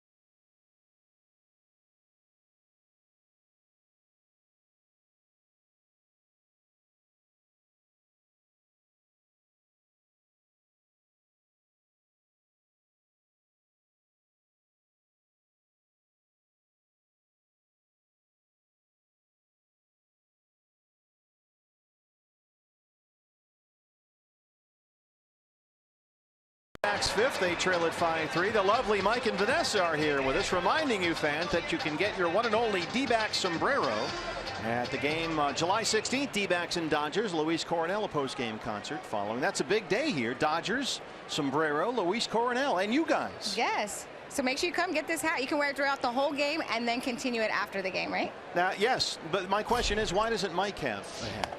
I tried to share it with him, and he said he would rather me wear it. Yeah, looks good. Now, Mike, I expect a little more from you, frankly, because, well, Big Game Bauer is our gold glover down the left field line, so this is the father-son act. Right. How is he? He hasn't had a real chance here, so Segura grounds out to Belt to open up the inning. Fred Big Game Bauer working left field. There he is. Hey, Dad. Now, do you coach him up? Do you guys have clinics? Do you work out in the backyard? How does that work? You know, we actually did have an opportunity when he was trying out. I warmed him up over at Salt River Fields. We kind of went out to one of the back fields. We played a little catch, and I warmed him up before he tried out and auditioned to be a Golden Glover this year. So you really inspired him to make the team? I think I tricked him into it pretty much, yeah. All right. So any truth to the rumor you're going to start a camp for potential Golden Glovers? You know. Hey, I've got a pretty good batting average. I'm 1 for 1. Got my dad in. Warmed him up. That's something we need to look into. The lovely Mike and Vanessa. Guys, thanks as always. Nice job. Yeah, Big Game Bauer working left field. Ernie No Doubt Ned, our Golden Glover, down the right field line tonight. There's Ernie, ready to go. I really enjoy our booth visits from the lovely Mike and Vanessa. I still think you've got it backwards. What are you saying? The lovely Vanessa and Mike. And Mike. Also in attendance, Mike. And the rest of the Diamondbacks.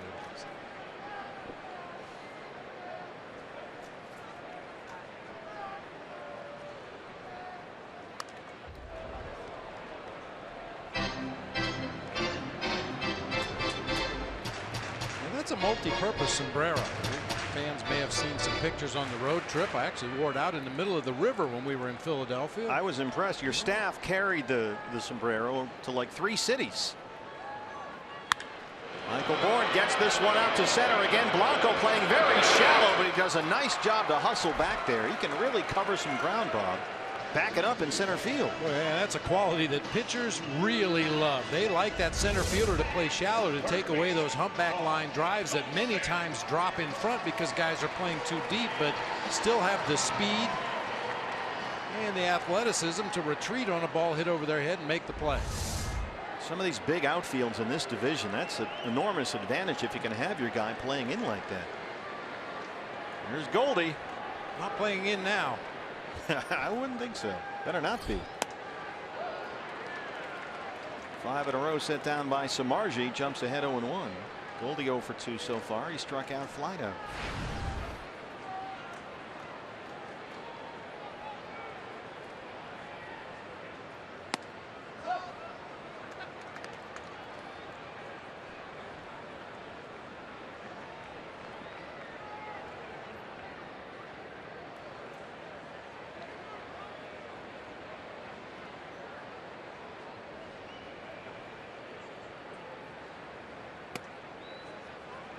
Two and one.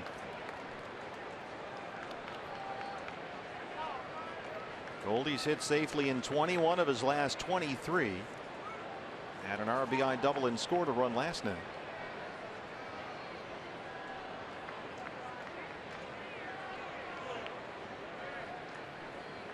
Hard to believe that we were at a point first week of May where he was hitting 220 for the year.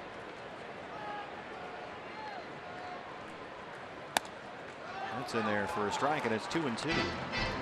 220 after the first week of May. Since then, last 48 games, he's hit 344. And here on his bobblehead night, 20,000 Goldie bobbleheads handed out to D-backs fans today. Shoots that one out to Williamson and right. And Samardzija has set down 6 in a row. We are through 5. Diamondbacks trail the Giants 5-3.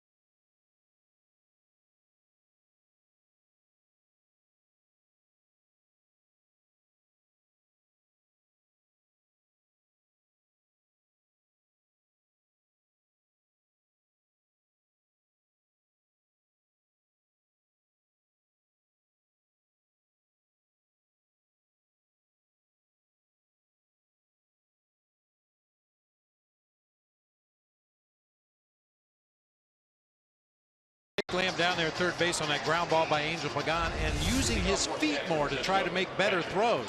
Nice backhanded play, and then he just kind of steps into the throw right there. Really doesn't get a lot behind it. Baseball is such a game of rhythm on the mound. The pitcher and his delivery gets into a certain rhythm. The hitter gets into a rhythm, and the same thing can be said for defenders. Ideally, Jake takes one more little crow hop, gets the right foot underneath his body, and then strides forward with the left foot directly toward his target. He'll always get a little more on the throw, especially when you know you have a little bit of extra time. Now, of course, there's going to be plays where you have to throw flat-footed because you have no choice. But when you have time, you can really use your feet to help your arm.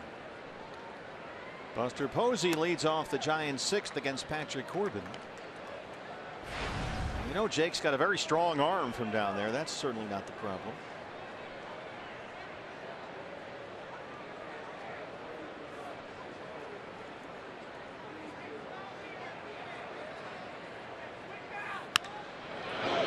Hit by Roberto Kelly at third.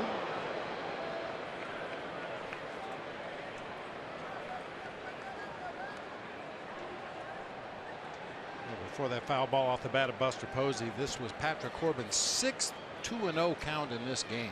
That's a tough way to pitch against any lineup, putting them in hitters' counts that many times.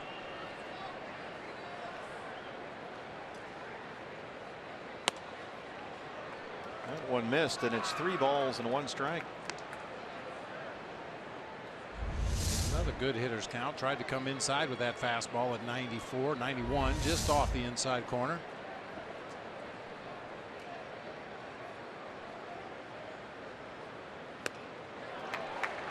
Wild swing from Buster Posey. You don't often see him swing and miss like that. That's a good location there. A little tailing fastball, starts it on the outside corner, has just enough movement to take it away from Buster's bat that time. And Corbin has retired 6 in a row since the back-to-back home runs to start the 4th. 3-2 to Buster Posey. We'll do it one more time.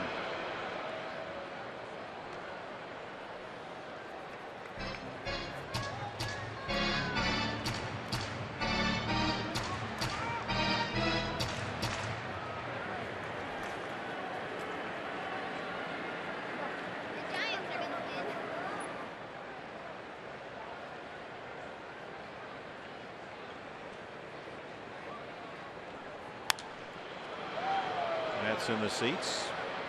Patrick approaching that 90 pitch mark, and we've seen in some of his starts this year when he gets to 90, sometimes his effectiveness quickly goes. Something just happens and the pitches aren't quite as sharp, his location not what it had been earlier in the ball game. So we'll see how he navigates that at this point.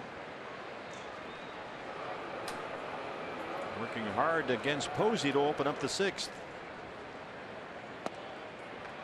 He walked him. Second walk, both leadoff walks, both time Buster Posey. He walked to open up the 2nd and scored on a Segura throwing error. Now he's aboard to begin the 6th. Now you get to the dangerous part of the Giants order. We talked about the bottom of the Giants order last night, going 8 for 16 with 4 extra base hits and 6 RBI. Same thing so far tonight. Bottom of the order, 4 for 10 with a couple of homers and 4 driven in. So Garvin Alston answering the phone, and there is Enrique Burgos, just called up today from the Reno Aces, and he will begin throwing in the Sanderson Ford bullpen. Brandon Crawford has singled, homered, scored twice.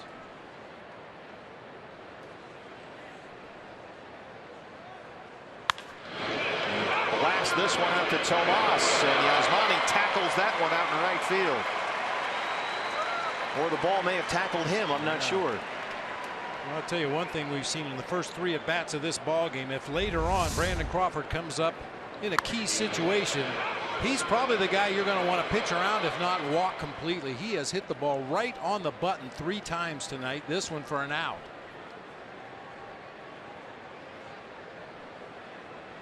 Brings up Mac Williamson, who homered his last time up. Jumped on the first pitch and hit it 460 feet off the DBTV board in center. One of the longest home runs of the year in this ballpark, and he takes that for ball 1. And that's the one, partner, right there. That first pitch slider. So many times in the past that's been strike 1 for Patrick Corbin, because aggressive fastball hitters see it, swing at it, and the ball is gone. but Williamson, like a lot of other right-handed hitters in the National League this year, just seemed to pick it up quickly out of his hand and laid off. You just can't get them to chase that pitch this year. Big cut at that one, however, and it's 1-1. Change up.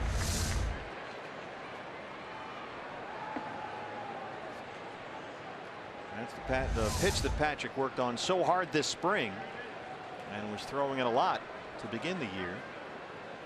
Something to keep the hitters off that fastball.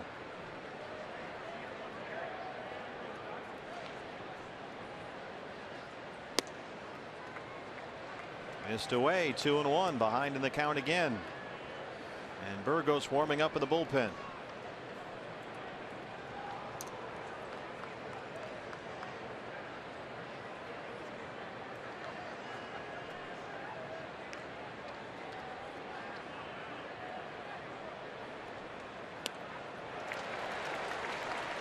Another changeup, 2-2. Sanderson Ford bullpen, the big right-hander Enrique Burgos.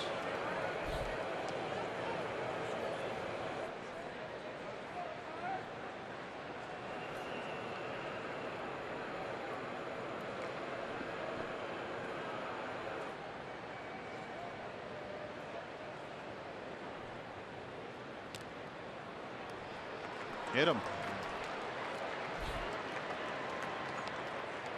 A walk, a very hard hit line drive to right, and a hit batter open up the 6th inning for Patrick Corbin. Well, that literally is a back foot slider. Looked like it hit him on the back foot that time. Actually just grazed his pants down there at ankle level on the right foot. Chip Hale. And Chip Hale is not going to wait. He's going to go get Enrique Burgos.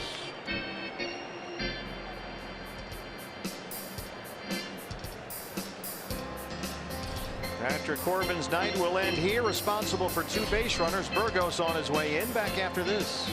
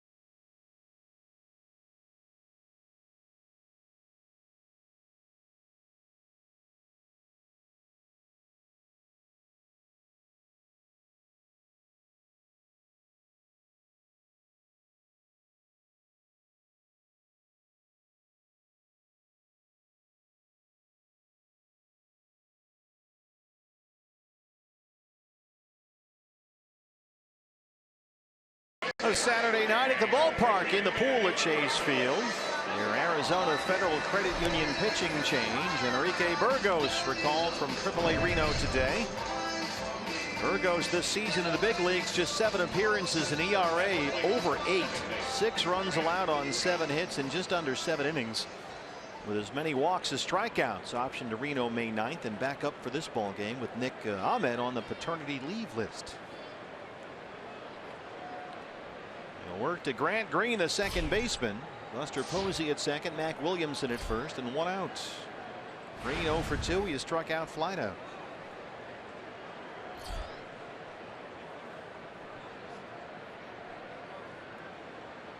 The problem with Burgos has been command. Can he throw strikes?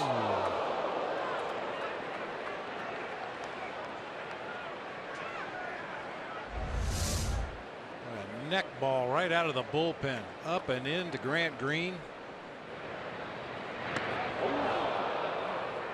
away from that ball successfully that time. And keep in mind, before you read too much into that, this is a young man who has really struggled to throw the strike zone, throw consistently to the strike zone all year long.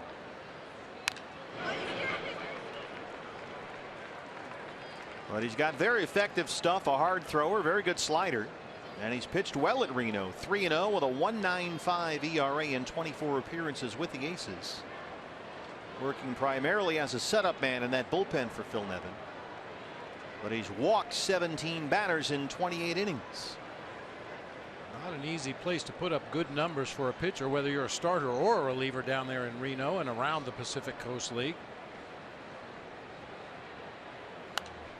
Got that one in on him.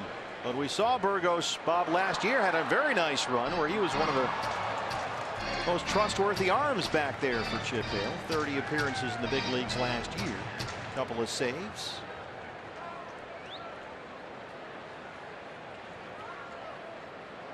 Posey at second, Williamson at first.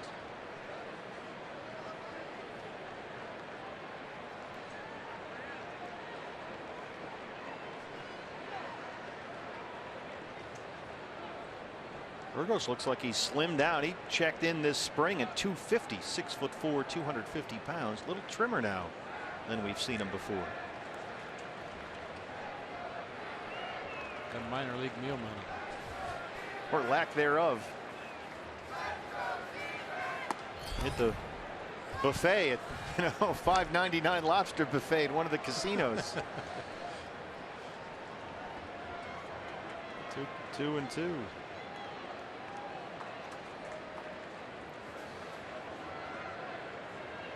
Burgos, when we saw him earlier this year, had come up with a devastating split finger or forkball pitch. We'll see if he throws that. Got that one down, a high chopper. Segura steps on the bag and turns it. Enrique Burgos gets him out of the inning.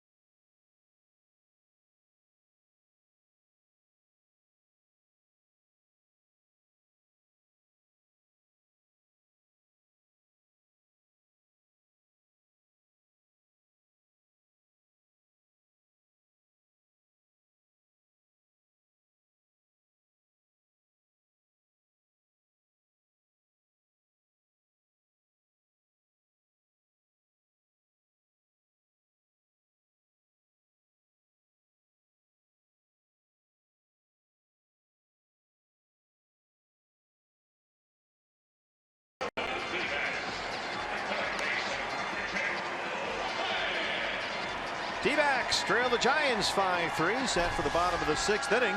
Hey fans, we invite you to participate in Gila River game nights by signing up at one of the interactive kiosks right here at Chase Field during any Diamondbacks regular season home game.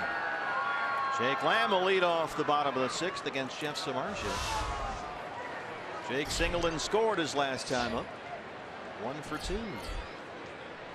D-backs about hit the Giants 6-5, but they trail it 5-3.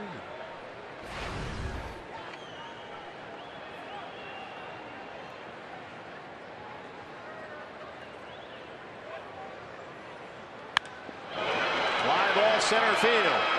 Blanco will play it off the wall. Another extra base hit for the National League slugging percentage leader. A single and a double tonight for Lamb. Stay hot. The great Lambino. Boy, and you like the fact that Jake Lamb is just hitting the ball wherever it's pitched. That one might have been off the corner away. It barrels it up to straightaway center field. This time Blanco, I don't think, even if he's playing with his back against the wall, makes a play on this one. The very top of the padding out there in straightaway center field. He's in scoring position to open up the inning. Wellington Castillo doubled and scored his last time up. Lace one all the way to the wall in the left center field gap his last time up. Lays off that one. He's ahead 1-0. Castillo's now hit safely in 5 of his last 6.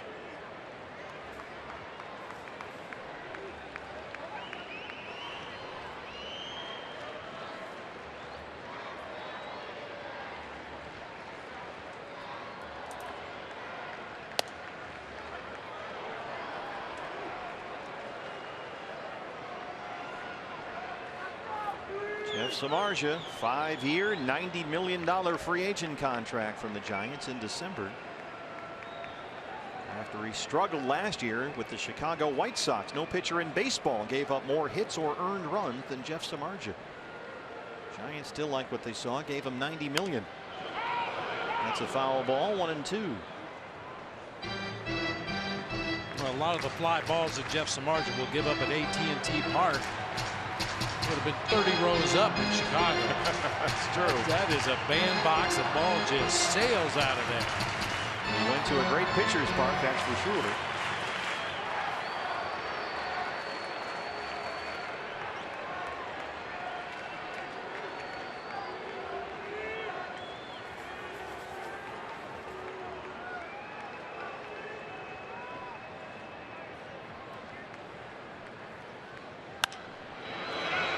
Castillo lifts this in the air along the right field line. Belt on a dead run, but he won't get there.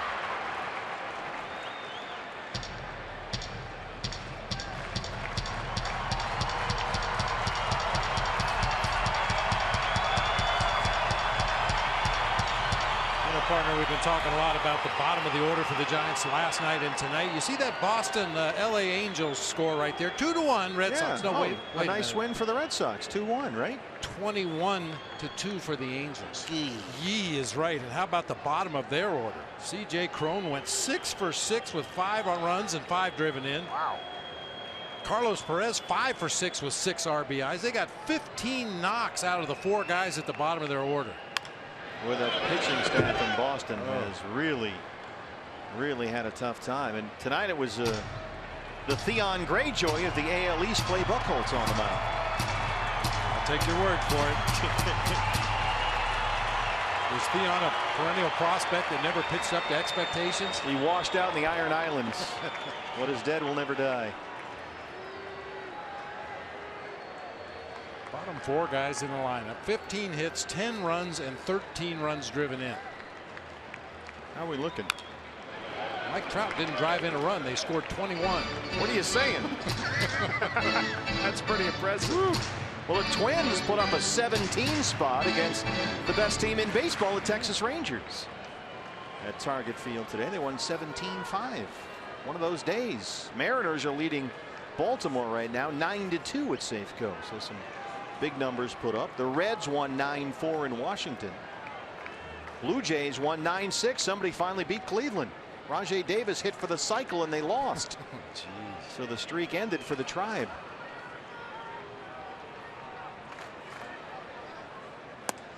Castillo strikes out. Hey fans, the D-backs home run tonight means a free Jumbo Jack tomorrow at participating Jack in the Box locations with the purchase of a large drink. Well, Jeff Samardzija struck out the side to open up the ball game. He got Segura, Bourne, and Goldie in the first, and that was his first strikeout since. One down. He'll work to Chris Herman, who's 2 for 2. Lamb at second after a leadoff double. Herman doubled his last time up. He just missed a home run by about a foot off the home run porch in right center. It was just to the left of the yellow line out there.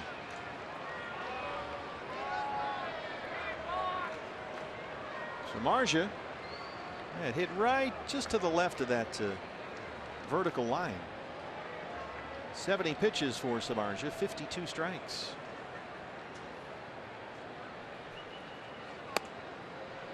Strike one. Chris Herman 6 for his last 9 with the runners in scoring position, including tonight with 6 RBIs.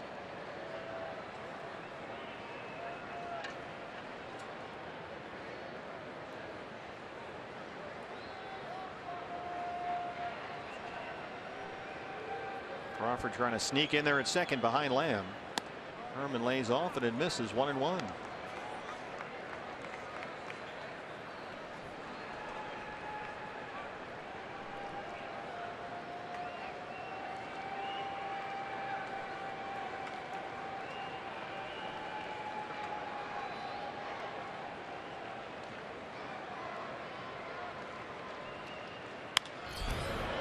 A difference in Jeff Samardzija's delivery out of the stretch as opposed to the windup. We see his complete number at home plate. When he's pitching out of the windup, he really turns his back to the hitter. With a runner on base pitching out of the stretch, not so much. Pretty much a traditional delivery without that big back turn.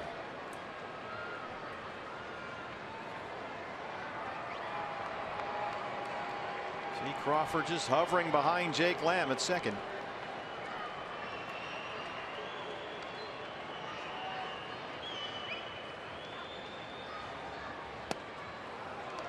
He's able to check his swing. 2 balls and 2 strikes. Johnny Cueto. Another win for Cueto last night. He improved to 12-1. He only lost against the Diamondbacks at AT&T Park back in April.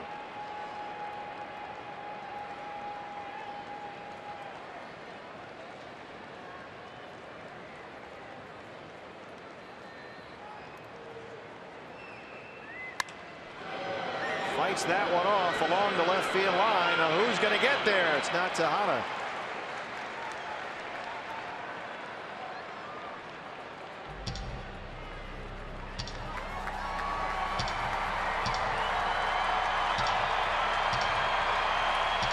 Castillo, Bob, fouled off a bunch of pitches. Samardzija really had a tough time putting him away. Now Herman's giving him a battle here as well. And that becomes a factor when you get deeper into the ball game and a guy's pitch count's been jacked up a little bit. Samardzija still only at 75 pitches, but a lengthy at bat like Wellington Castillo had, where you really have to grind to get that out. Sometimes that'll take its toll on a guy at this stage in the game.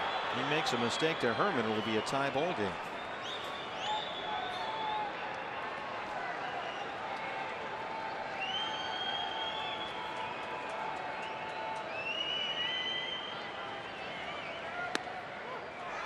Strike 3. Chris can't believe it. He shouldn't. Brian Knight rings him up, and he is looking straight into the Diamondback dugout at Chip Hale.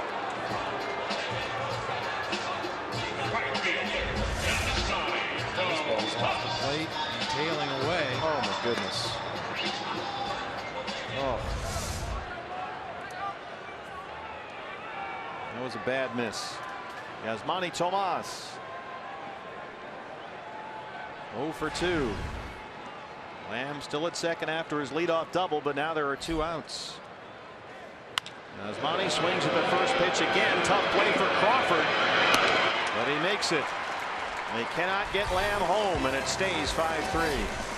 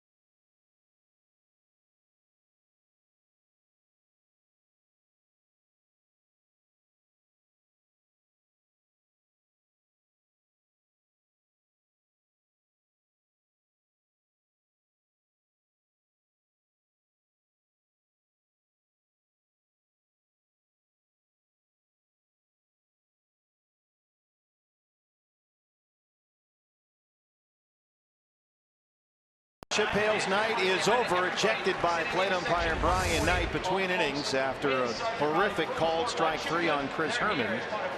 And Brian Knight just stood there, stared at the dugout, and eventually Chip got a run. Then Chip came out and made sure he got his money's worth. That's kind of a misnomer, because when you go out there and argue, you end up paying more. Do you? Yeah. Oh. And once again, the guy that missed the call to start the whole controversy is still in the game. So Glenn Sherlock, the bench coach, will take over, and Chip will watch the rest of the game on TV. His second ejection this year and the 4th of his career. Ruben Tejada leads off the Giants' 7th against Enrique Burgos. Bullpen quiet for the Diamondbacks. Burgos got a big double play ball to end the 6th.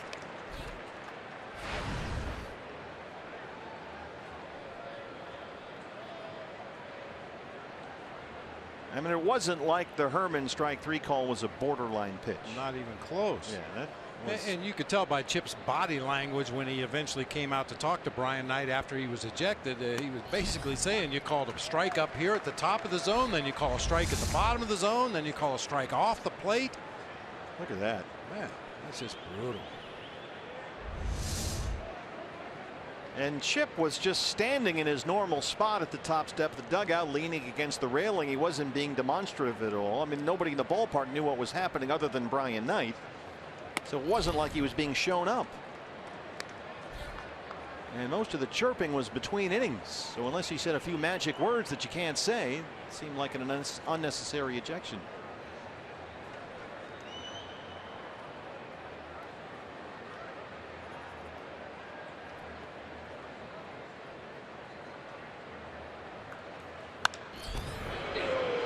That's a foul ball. Can managers fight for their pitchers from the dugout? You can do it up to a point, and we've seen it happen many times where the umpire will eventually hold up his hand and say that's it. That's when he was told he was ejected. What? He couldn't believe it.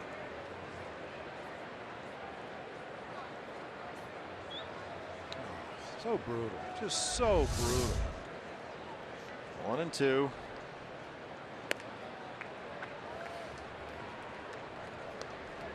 Trying to keep my blood pressure under control. You're doing a great job. I mean, where's the punishment for the umpires? You know, I used to hear all the time when I was managing, and I'd get my notes to, send your fine money to MLB care of, and I would send my check, and I always wondered, do the umpires ever get penalized? I mean, we've seen some really horrific strike zones this year. Well, they get graded and scored, right? And rated. Yeah.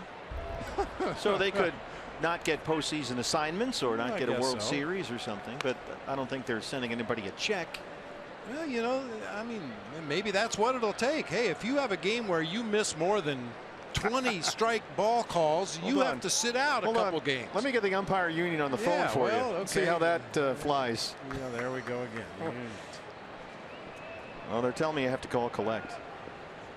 I just don't understand how that's fair. Umpires obviously have the authority to do that if they feel it's proper to eject a player or a manager for excessive arguing, but especially that one. Chip was talking at what we would assume is a normal voice, unless he said some magic words like you said, but nobody in the ballpark even knew it was going on.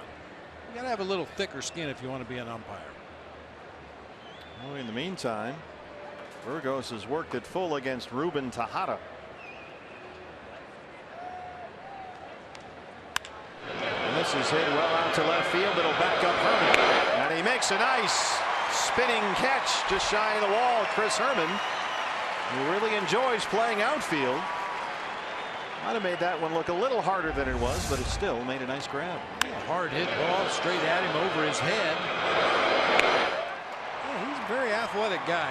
Unlike a lot of catchers, he looks athletic enough to play in the outfield, even in center field. Well, we talked about this the other day with his shoes, Chris Herman, about how he went and got basketball sneakers and had them converted into cleats, the same sneaker that you would buy at any store. He did that in Toronto after he noticed Josh Donaldson was wearing a pair. Says they're a lot more comfortable, they're a lot lighter, and it's really helped him. And he had the big ups or the hops or whatever the kids say these days on that one. And he needed it. Yeah. How long before somebody gets cleats put on the bottom of a pair of flip-flops? You may be onto something there. Yeah, days you're not playing, sitting on the bench. $1 million idea. Hello. 0-2. Yeah, he's got a pair of Nike Kobe Bryant sneakers. Got them at Foot Locker and sent them away to Custom Cleats Incorporated in New York, and they put the plate and the spikes on there. Yeah, that's just a Nike shoe that you can buy in any store. But now they're on the feet of Chris Herman in left field. Samardzija strikes out. First strikeout for big Enrique Burgos.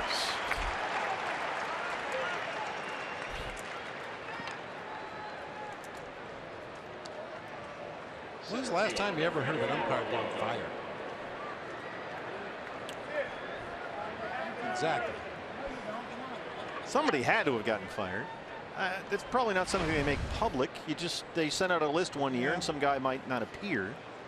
But there's not a press release that says, you know, so and so has been fired. Well, at some stage, guys voluntarily move along to the next stage of their life. But I got a laundry list of guys that I'd put on that list.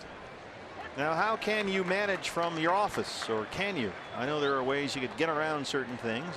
What do you do if you're Chip in this situation? We've talked about it before. A lot of times the manager will stay just down the stairs there, within shouting distance of the bench coach Glenn Sherlock. Other times, some managers just choose to go on up to their office and watch a game on TV. Take over. You got it. I trust that you know what we would do as a team. I trust you know which guys fit in certain situations. So, you just handle it yourself the rest of the way. You could ask that guy. Yeah, you could do the Bobby Valentine, put on the fake nose and glasses and mustache and try to sneak back out on the bench. I don't advise that one. That was pretty cool, though. Bobby V. And some ballparks will actually accommodate you. I've told the story before about Coors Field in Colorado. Got ejected there one day, and the clubby on the visiting side ran an extension cord and a coaxial cable all the way from the clubhouse down those stairs to the base of the dugout stairs, so I could sit there on a folding chair and watch a game on TV and shout instructions up the steps. 1-2 on Gregor Blanco. Lazy fly ball to shallow left. Herman and his shoes have it. Enrique Burgos got a big double play to win the sixth. He works a 1-2-3 seventh. It's 5-3 Giants.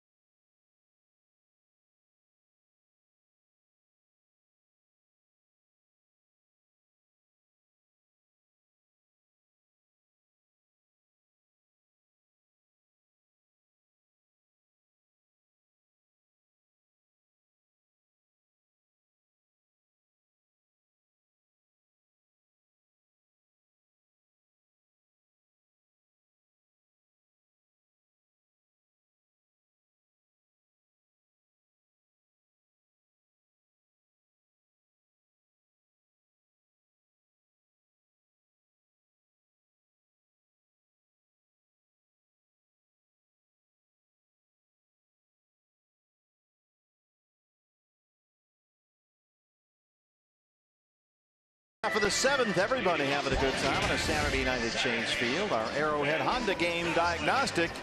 And so far, Bob, on his bobblehead night, Goldie has ended 3 innings. Yeah, struck out in the first, flied out to left field in the third, flied out to right field in the fifth. Hopefully he'll get another opportunity in this inning because we're starting down in the 8th spot, and that'll mean Goldie has some traffic on the bases when he gets up there. Middle of the order doing all the damage. Lamb, Castillo, Herman. The number 8 man Phil Gosselin leads off the inning against Jeff Samardzija. Pitcher spot is due up next. Peter O'Brien in the on-deck circle, and the bullpen busy for the Diamondbacks. Kind of an odd outing for Jeff Samardzija, as you mentioned at the end of that last half inning. He struck out the first 3 guys he faced in the game, and then went 19 batters without another strikeout before he recorded 2 in a row in the 6th. 1-1 on Gosselin. Gave up the leadoff double to Lamb the last inning. Struck out Castillo and Herman on a brutal strike 3 call that wound up getting Chip Hale tossed, and Tomas swung at the first pitch and grounded out to end the inning. There's a bouncer to shortstop for Crawford. Got to hurry up. Oh, Phil almost beat that out. Hey fans, anytime the D-backs score 5 runs or more, Taco Bell is giving away 3 free tacos with the purchase of a large drink between 4 and 6 the following day at participating locations. Peter O'Brien being announced as the hitter for Enrique Burgos. Number 14, Peter O'Brien. He'd 127 and 4 homers. He was also rung up on a called strike 3 that was not a strike to win the ball game last night. In fact, it wasn't really even close to a strike. But that's the way the cookie crumbles.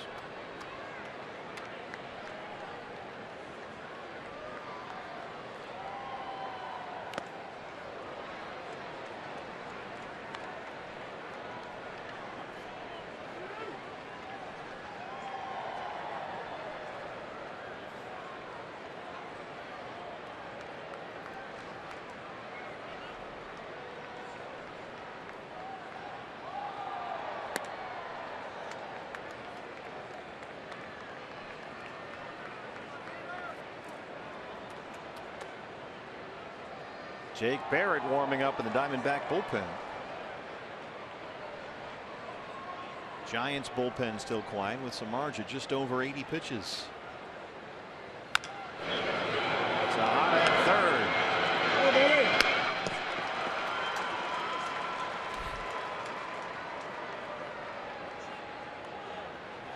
A nice play by Tejada. Look at him. Look at his feet. We talked about Jake Lamb earlier. Look how he takes that extra crow hop, gets the right foot under his body, steps right toward his target. Always get a little bit more on the throw that way. The rhythm of the play.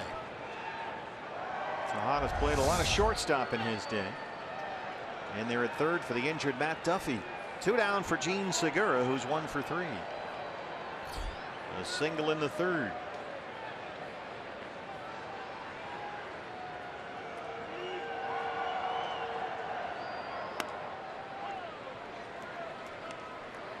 Jeff Samardzija continues to be a workhorse for the Giants. He's pitched at least into the 8th inning 7 times in 16 starts this year. And he's averaged better than 200 innings a season over the last 4 years.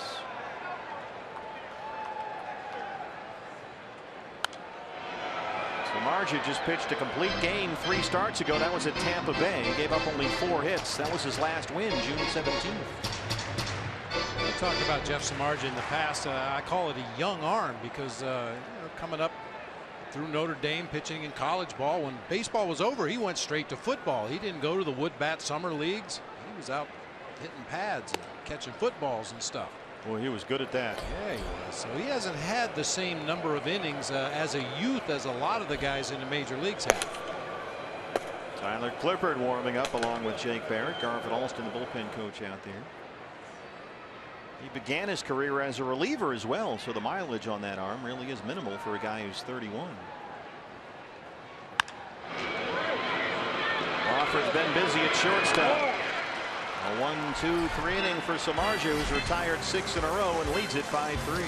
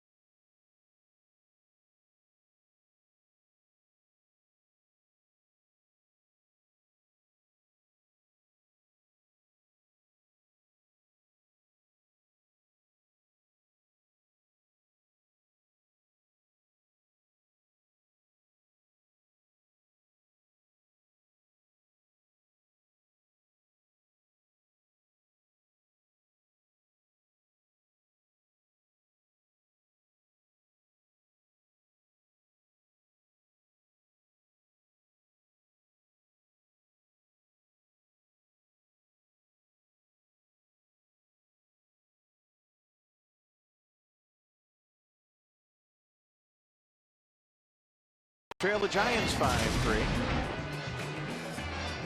We go to the 6th. Enrique Burgos rolls a double play ball turned by Gene Segura nicely to end a Giant threat. It's our Chaz Roberts air conditioning cool play of the game. Yeah, nice job by Enrique Burgos in his return to the major league level. Got that double play to get out of a jam in the 6th, and then had a 1-2-3 7th, and now will give way to right-hander Jake Barrett. Here in the 8th, the 3.45 ERA in 32 appearances. He last worked Wednesday against the Phillies when he walked 2 batters. The command has been an issue for Jake lately. He's walked 5 batters, given up 5 earned runs in his last 3 appearances. Angel Pagan leads off the Giants 8th. He's 0 for 3.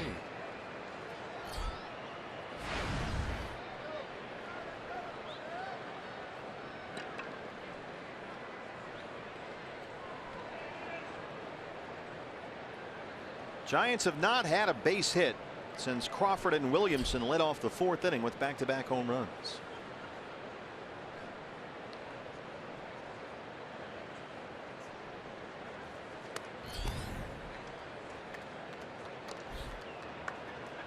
It's a nice system right there.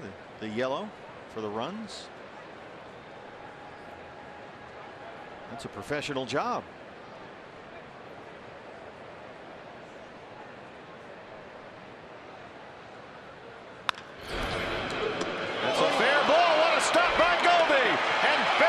To the bag in time. America's first baseman on his bobblehead night. That was a beauty. Took away at least 2, possibly 3 with Pagan's speed. Dead ball grounded just inside the base. What a great diving play by Goldie on to Barrett, who just does get the inside of the bag there.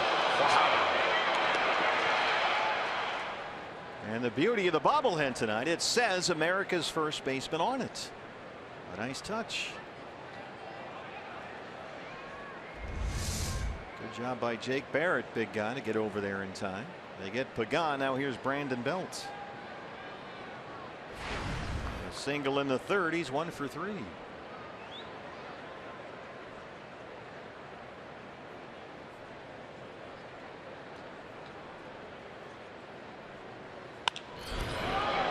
the air, right center field. Yasmani Tomas.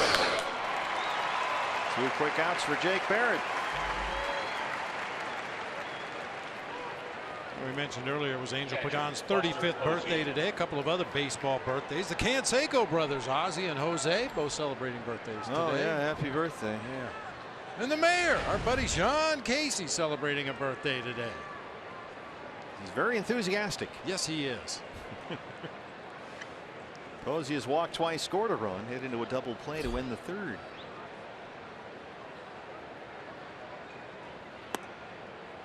Now, from my understanding, they called him the mayor because he played first base and he was very chatty, and he sort of ran it like he knew everybody in town. Yeah, he was the mayor. Everybody. Umpires, first base coaches, the base runners that came down his way. And it kind of stuck, and it started in Cincinnati, but everywhere he went, that nickname kind of followed him. I think the same thing for America's first baseman down there. I think that's going to get some traction, and before long everybody in the world is going to call Paul Goldschmidt America's first baseman. As well they should. Goldie chats guys up more than you think down there. I mean, he's a very quiet guy. We have a governor in the radio booth just to our right, great Greg Schulte, working with Tom Candy on it. The governor trumps the mayor in any book. 2-1 on Posey.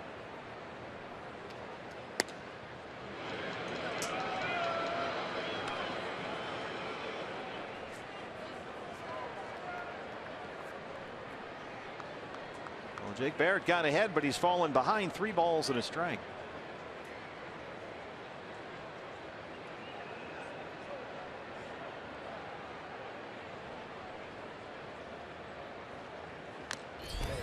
Buster got his pitch, but at 97 he could only foul it off. Some heat from the big right-hander. A little extra gas that time. Got it right on the inside corner.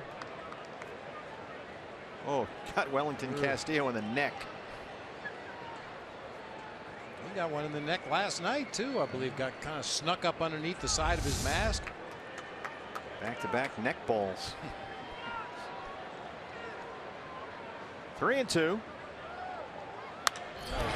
That's a fair ball. He shoots it down the right field line, and it's in the corner. It sort of checks up for Tomas out there, and Buster Posey cruises into second base with his 19th double. We were just talking about that earlier in the ball game. We've seen a lot of balls hit down the right and left field line this year that either hit the pad and just drop straight down, or miss the pad and hit the chain link and continue on around the corner. This one just comes to a dead stop over there against the sidewall. Tomas has got to chase it down, but Posey was content to stop at second base. Yeah, he was ready to play that carom, but the ball never came back out to him. Now, what were you saying last time about if Brandon Crawford comes up in a big spot? He got a base open. I'd take the bat right out of his hands here. He has singled, homered, scored twice, 2 for 3.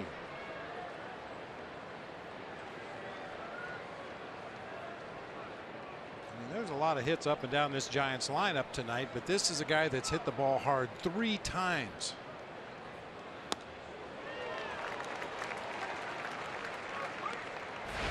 Williamson in the on deck circle, as we talked about, a guy that can hit the ball a long way, but if you make your pitches, he'll get himself out.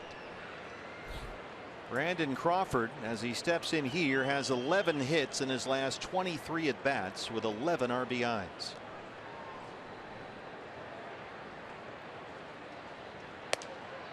One and one. Doing a pretty good job in these situations. Posey at second and 2 down. And the Giants as a team did a nice job with 2 outs. 4 2-out RBIs in the ball game last night.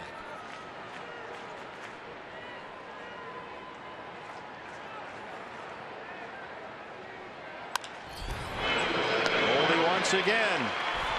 Well, he started the inning and he ends it. Barrett strands the 2-out double. Bottom 8 on the way.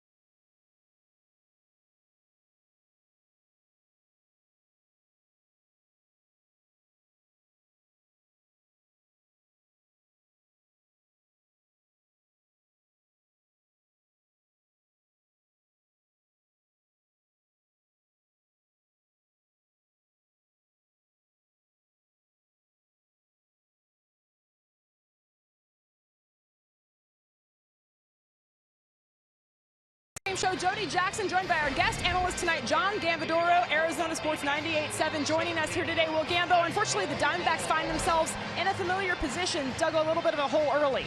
Bad defense in the second inning. 3 misplays, Jody, in that second inning led to some runs, and Patrick Corbin only 2 earned runs allowed, but another rough outing for Patrick Corbin. All right, we will break it all down on the post-game show. As always, we will hear from manager Chip Hale, who of course was ejected in this one. Guys, we'll see you after the game.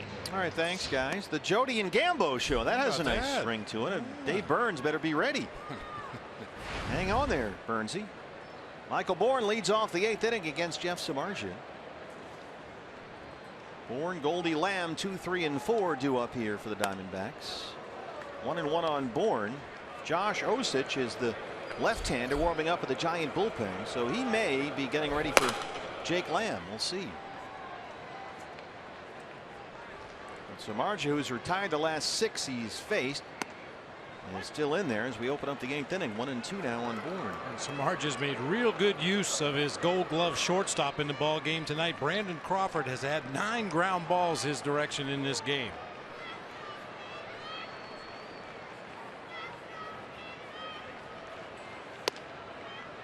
If you can get him to hit it to the Gold Glovers, you got a pretty good chance of winning. Good strategy. Yeah. Or strategery, as the former administration once said. Samardzija now just over 90 pitches. 2 balls, 2 strikes on Michael Bourne.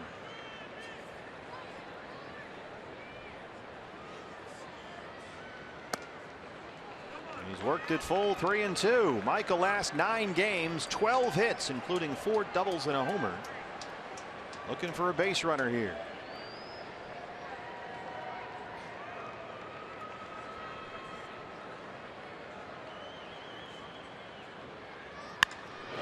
Shoots it the other way. That's got a chance to get down, and it does. A leadoff double for Michael Bourne. He came into the ball game 8 for 16 career against Jeff Samardzija with 3 doubles. Now you can make it 4. Leadoff man aboard in the 8th. Oh, what a great approach from Michael Bourne. As a left-handed hitter, you know at some point every at bat you're going to get that sinker that starts in the middle of the plate and goes away.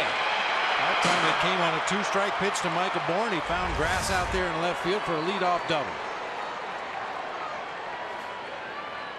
Well, goalie is the best. We'll see how far he can hit it. Tying run at the plate. Nobody out in the 8th.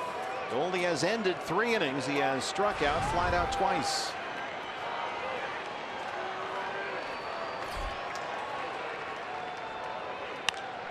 Lifts the first pitch very high in the air. Right center, Blanco wants it. Bourne will stay put. Hey, Diamondbacks fans, follow Arizona Diamondbacks baseball live with the MLB.com at Bat app. Stay up to the moment at any moment with game day, live game video highlights, StatCast, news, and our favorite, more. Download MLB.com at Bat, the #1 app for live baseball on your phone and tablet. Well, Bruce Bochy has seen enough of Jake Lamb in this series. He's not going to take the chance. He's got a lefty ready, and he's going to go get Josh Osich. And the night ends for the Shark. Jake Lamb coming up, tying run at the plate. Back in a moment.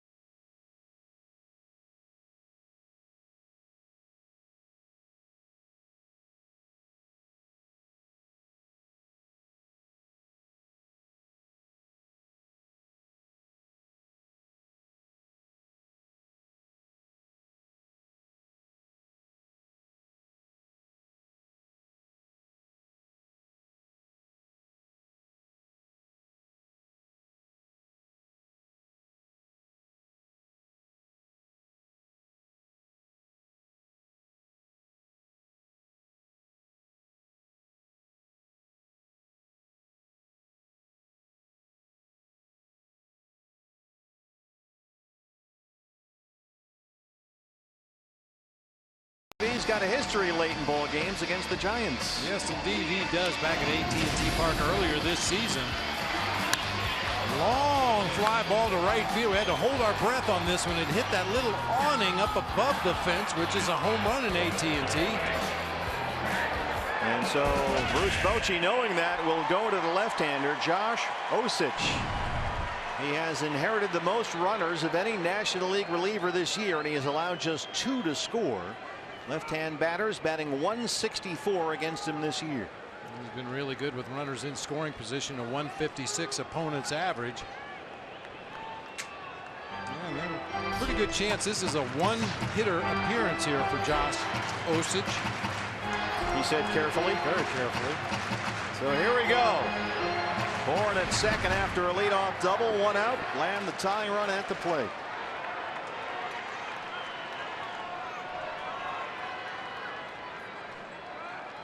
Well, what a turnaround for Jake Lamb this year. I mean, fans remember he struggled against lefties to the point where he wasn't playing against lefties early in the season, but since May 25th, he's a .318 hitter against left-handed pitching.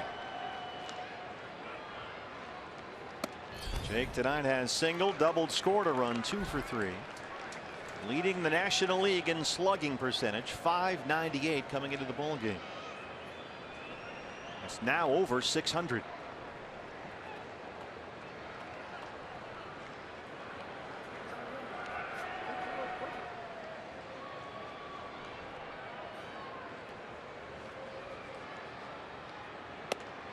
He's ahead, 2 balls and no strikes.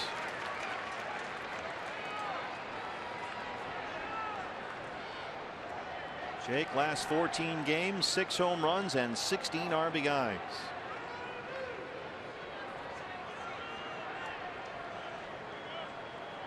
So Marja responsible for Bourne at second. 3-0.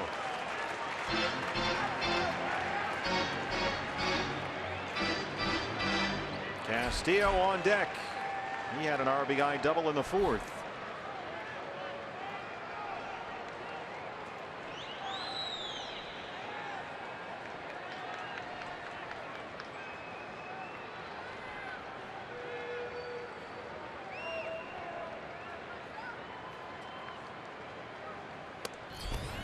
Well, he came in and walked him on 4 pitches. You could have had your right-hander just give him a free pass. Yeah, walk him intentionally. Now Boch is going to come out and go to the right-hander for Wellington Castillo. D-backs have 2 on and 1 out, down 2. Back in a moment.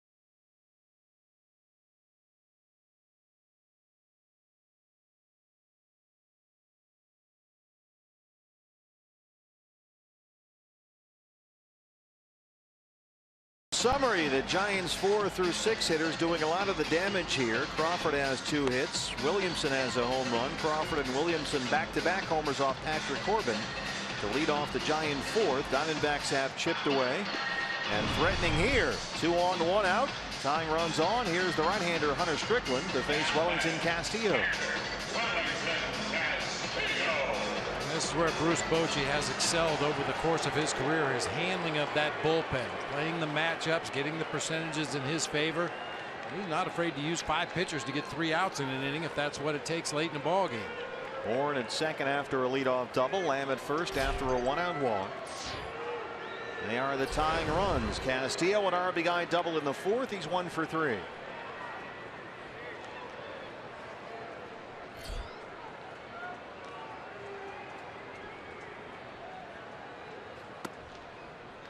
Well, so far, a Giants reliever is yet to throw a strike.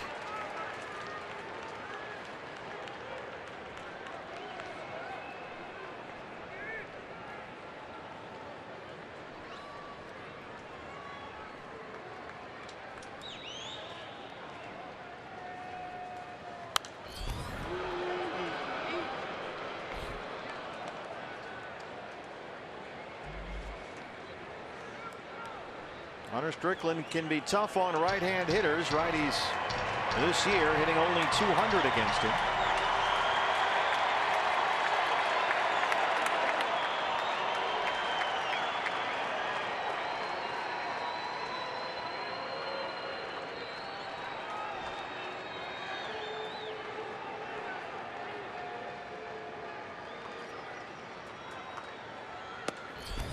.97 misses in, 2 balls and a strike.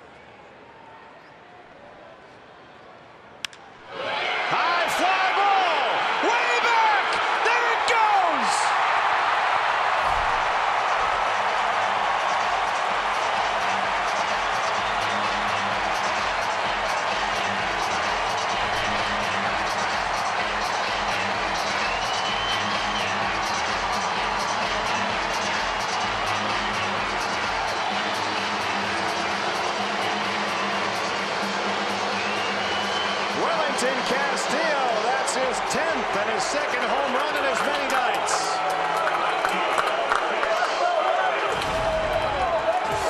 Strickland started the sequence with a slider off the plate, then a fastball up that Wellington had a good rip at but fouled away, misses with a fastball in, and then grooves one inside part of the plate, 94.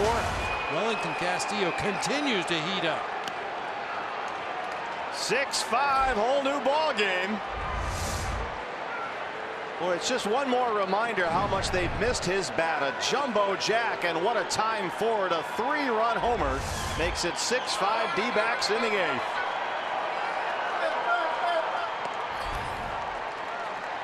That's the production that carried them for much of the summer last year. Wellington Castillo gets tacos for everybody.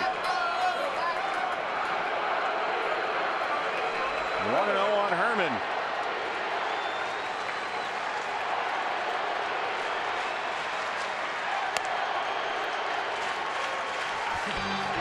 This at Wellington Castillo home run estimated at 408 feet.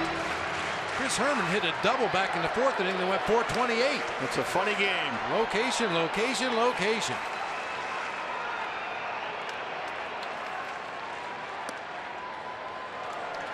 And Strickland having problems throwing strikes.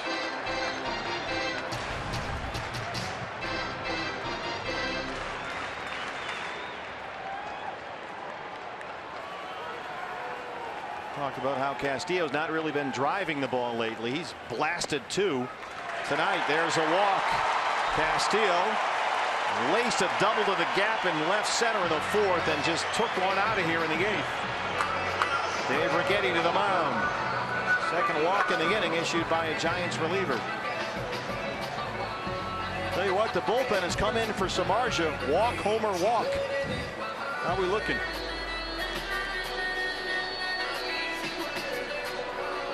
Chris Herman on base, Bob, for the 3rd time tonight. It's no secret the Giants are looking for some bullpen help as we sneak up on the trade deadline. They've had some issues down there. Bruce Bochy, as I mentioned a little while ago, is a master of playing the matchups, but the matchups haven't always worked out well for the Giants this year out of that bullpen.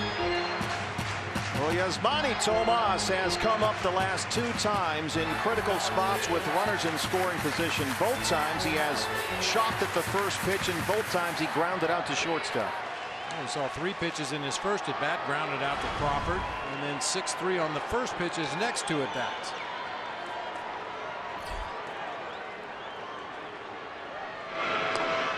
Bullpen for the Giants has come into the game to throw 12 pitches, 10 of them out of the strike zone, 1 foul ball and 1 home run. Brad Ziegler has started throwing in the Diamondback bullpen with what is so far a 6-5 lead. D-backs have out-hit the Giants 9-6. Takes a cut at the first one again and gets most of Buster Posey's mask.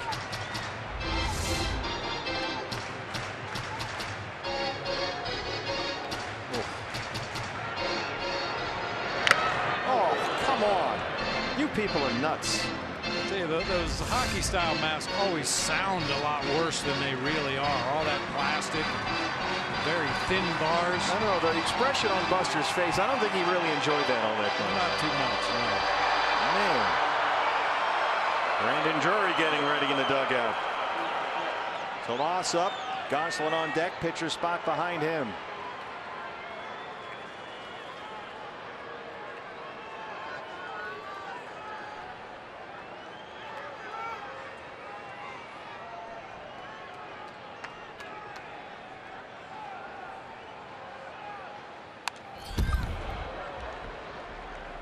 Two. Osmani with a 5-game hitting streak. He's hit safely in 10 of his last 11, but 0 for 3 tonight.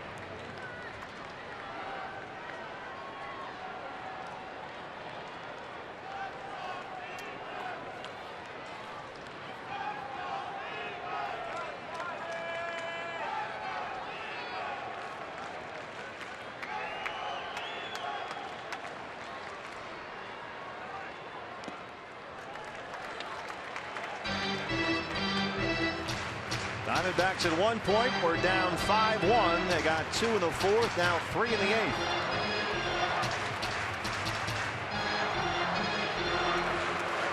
Back-to-back doubles by Castillo and Herman for RBIs in the 4th inning. And here in the 8th, a 3-run home run by Beef Wellington, who appears to be back in beef mode. 1-2 on Yasmani Tomas.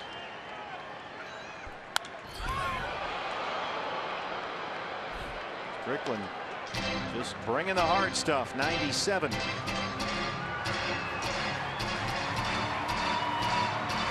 Strickland has a tendency to get underneath this slider and it really flattens out. It's not a legitimate slider with downward and lateral movement. It's just a flat, almost like a sidearm curveball. Stays on the same plane to the right-handed hitter. Doesn't get that downward movement that you see from a lot of sliders. More like a cutter, I guess. Almost, yeah, a little bit bigger than a cutter and off speed more. Tomas, a tap at a shortstop. Crawford charges. Herman moves up. That's the second out. What's next brought to you by CenturyLink, the series finale. Hopefully Diamondbacks will be going for the series win. Robbie Ray on the mound against Albert Suarez. That's a 1:10 first pitch, fans. Diamondbacks live pregame show comes your way at 12:30 on Fox Sports Arizona. Phil Gosselin. Phil 0 for 3. Pitcher spot behind him. Brandon Drury is out in the on-deck circle.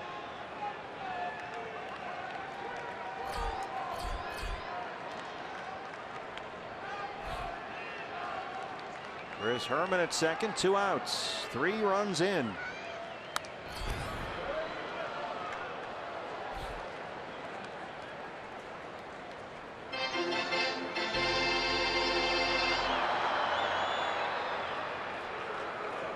Jake Lamb, another big game, a single, a double, a walk. He scored twice. Big walk in the 8th inning against a lefty specialist.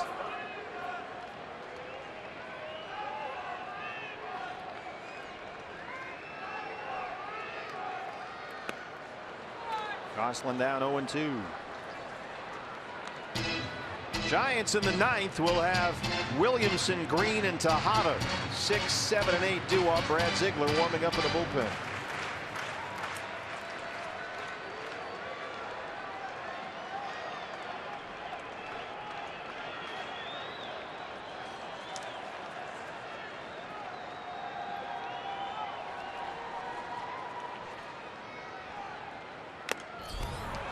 Strickland gets him with a fastball. Wellington, Castillo after a Bourne double and a Lamb walk.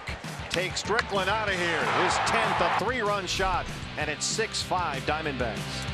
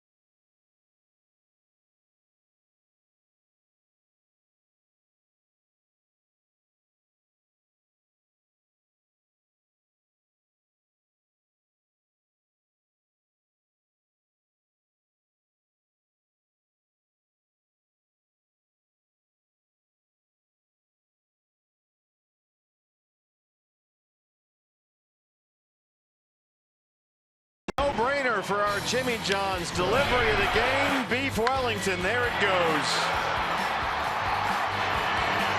Goldie and Jake Lamb, as hot as they have been over the past month or two, Wellington Castillo gets involved in the mix suddenly in the middle of that Diamondbacks order.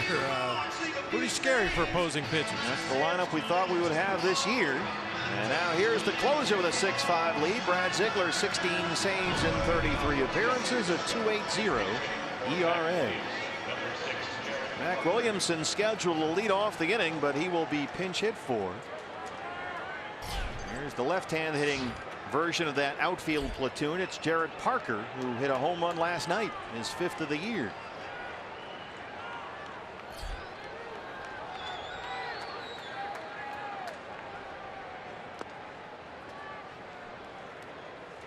Parker 280 and 5 home runs. Homered, struck out twice last night.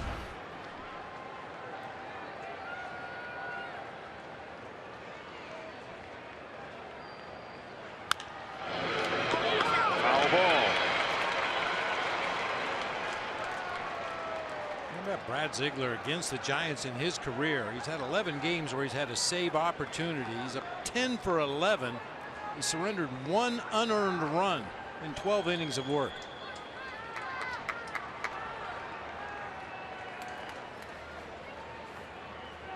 It's been a stellar night for the Diamondback bullpen. That's been a sore spot as of late, but the bullpen tonight, Burgos and Barrett, have been very good so far. Now it's Ziegler's turn to finish the relay. But behind on Parker, 2-1. Parker's been a productive bat with Hunter Pence out with that right hamstring tear. He's hit nearly .450 over his last 14 games. 2-2.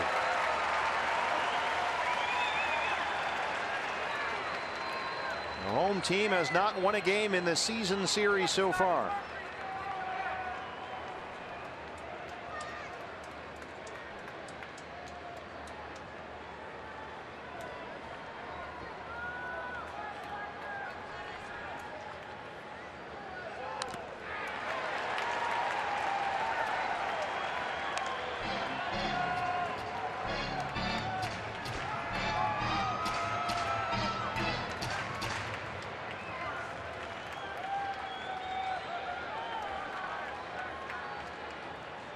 Notice Buster Posey still has his gear on over in that first base dugout. I was thinking that's one of those karma things. You don't want to upset the baseball gods and take your gear off and assume that this game is over. Ooh, didn't get the call from Brian Knight, and it's a full count, 3-2.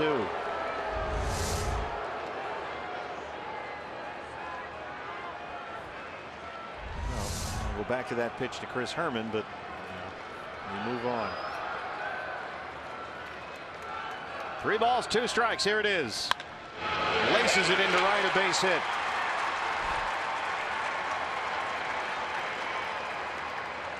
He's the tying run. Second baseman, Grant Green. Have a sinker up over the middle of the plate that time. Parker, who's been swinging a hot bat anyway, finds that hole in the right side for a leadoff single here in the ninth. The second baseman, Grant Green, 0 for 3.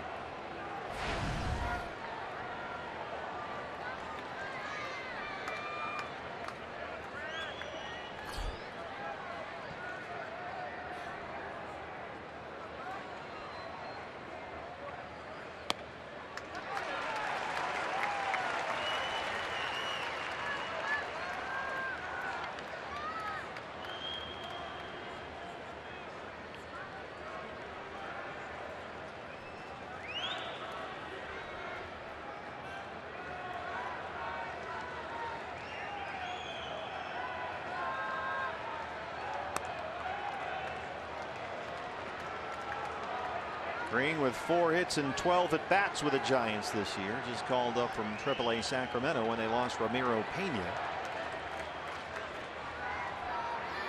He played 65 games in the Coast League this year at .294 with 6 homers. A 1-1 from Brad Ziegler. 1-2.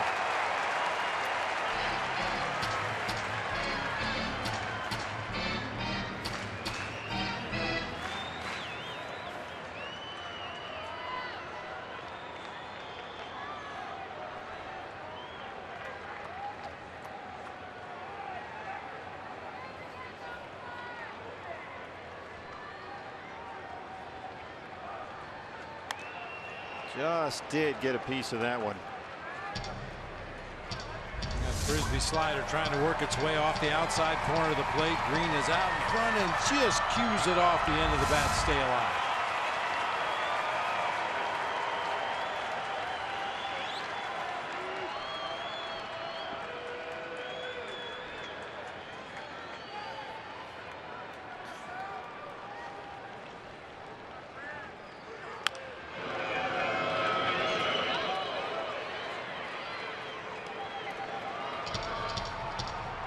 Archie Bradley with a quick hands down there. Look, I used my non-pitching hand.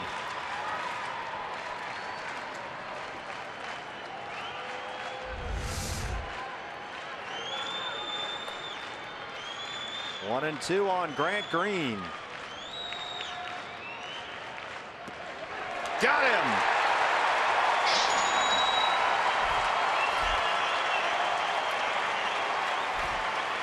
Well, the location really made that slider. He'd thrown him sinkers in. He thrown him sliders away. This time he throws a front door slider. Started it on the inside corner. Broke it right over the middle of the plate. One down for Ruben Tejada. Pitcher spot is behind him. Connor Gillespie in the on-deck circle.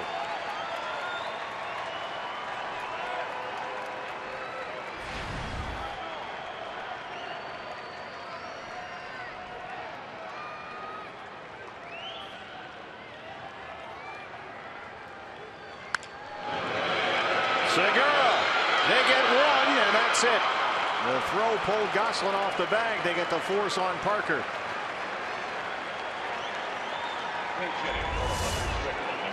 The throw is a little bit low into the first base side of the bag right there, and Gosselin has to stretch out there and get the ball, and decides he's better served just hanging on that time. No chance to get Tejada at first. And now hitting for the pitcher, it's Connor Gillespie, who had a big night last night. 3 hits, including a double and a triple. He knocked in a run. He's got 11 hits in his last 20 at bats, batting .288 on the year. Diamondbacks trying to snap this 6-game losing streak.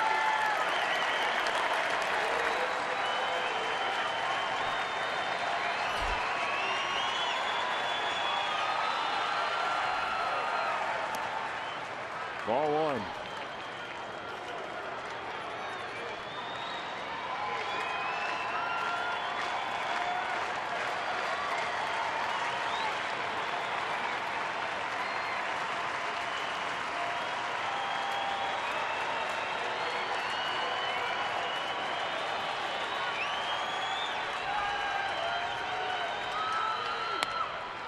Missed inside, 2 balls and no strikes.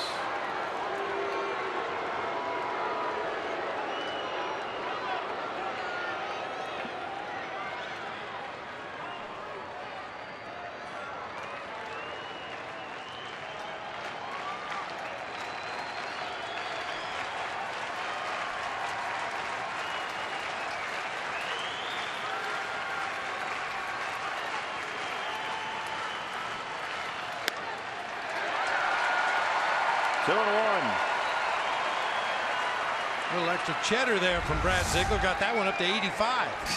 Bringing the heat. How about that location right at the knees?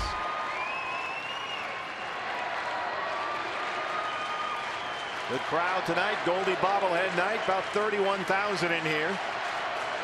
Looking for a D-backs win. 2 outs, 2 balls, and 1 strike on Connor Gillespie. Keeping an eye on Tejada at first.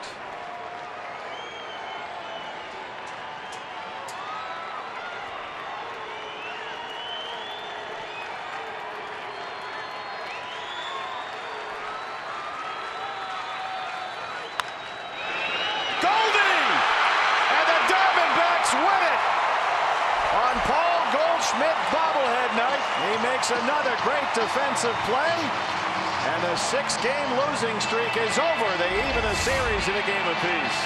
Goldie doesn't get a hit on the night, but 2 outstanding defensive plays, including this one, taking a base hit away from Connor Gillespie and ending the ball game. A big win for the Diamondbacks, who had been just 3-13 in their previous 16 against the Giants at Chase Field. But they win this one 6-5, and they can go for the series victory tomorrow afternoon with Robbie Ray on the mound. Let's get our Diamondbacks live post-game show started. Gambo is standing by with Jody Jackson. Jody.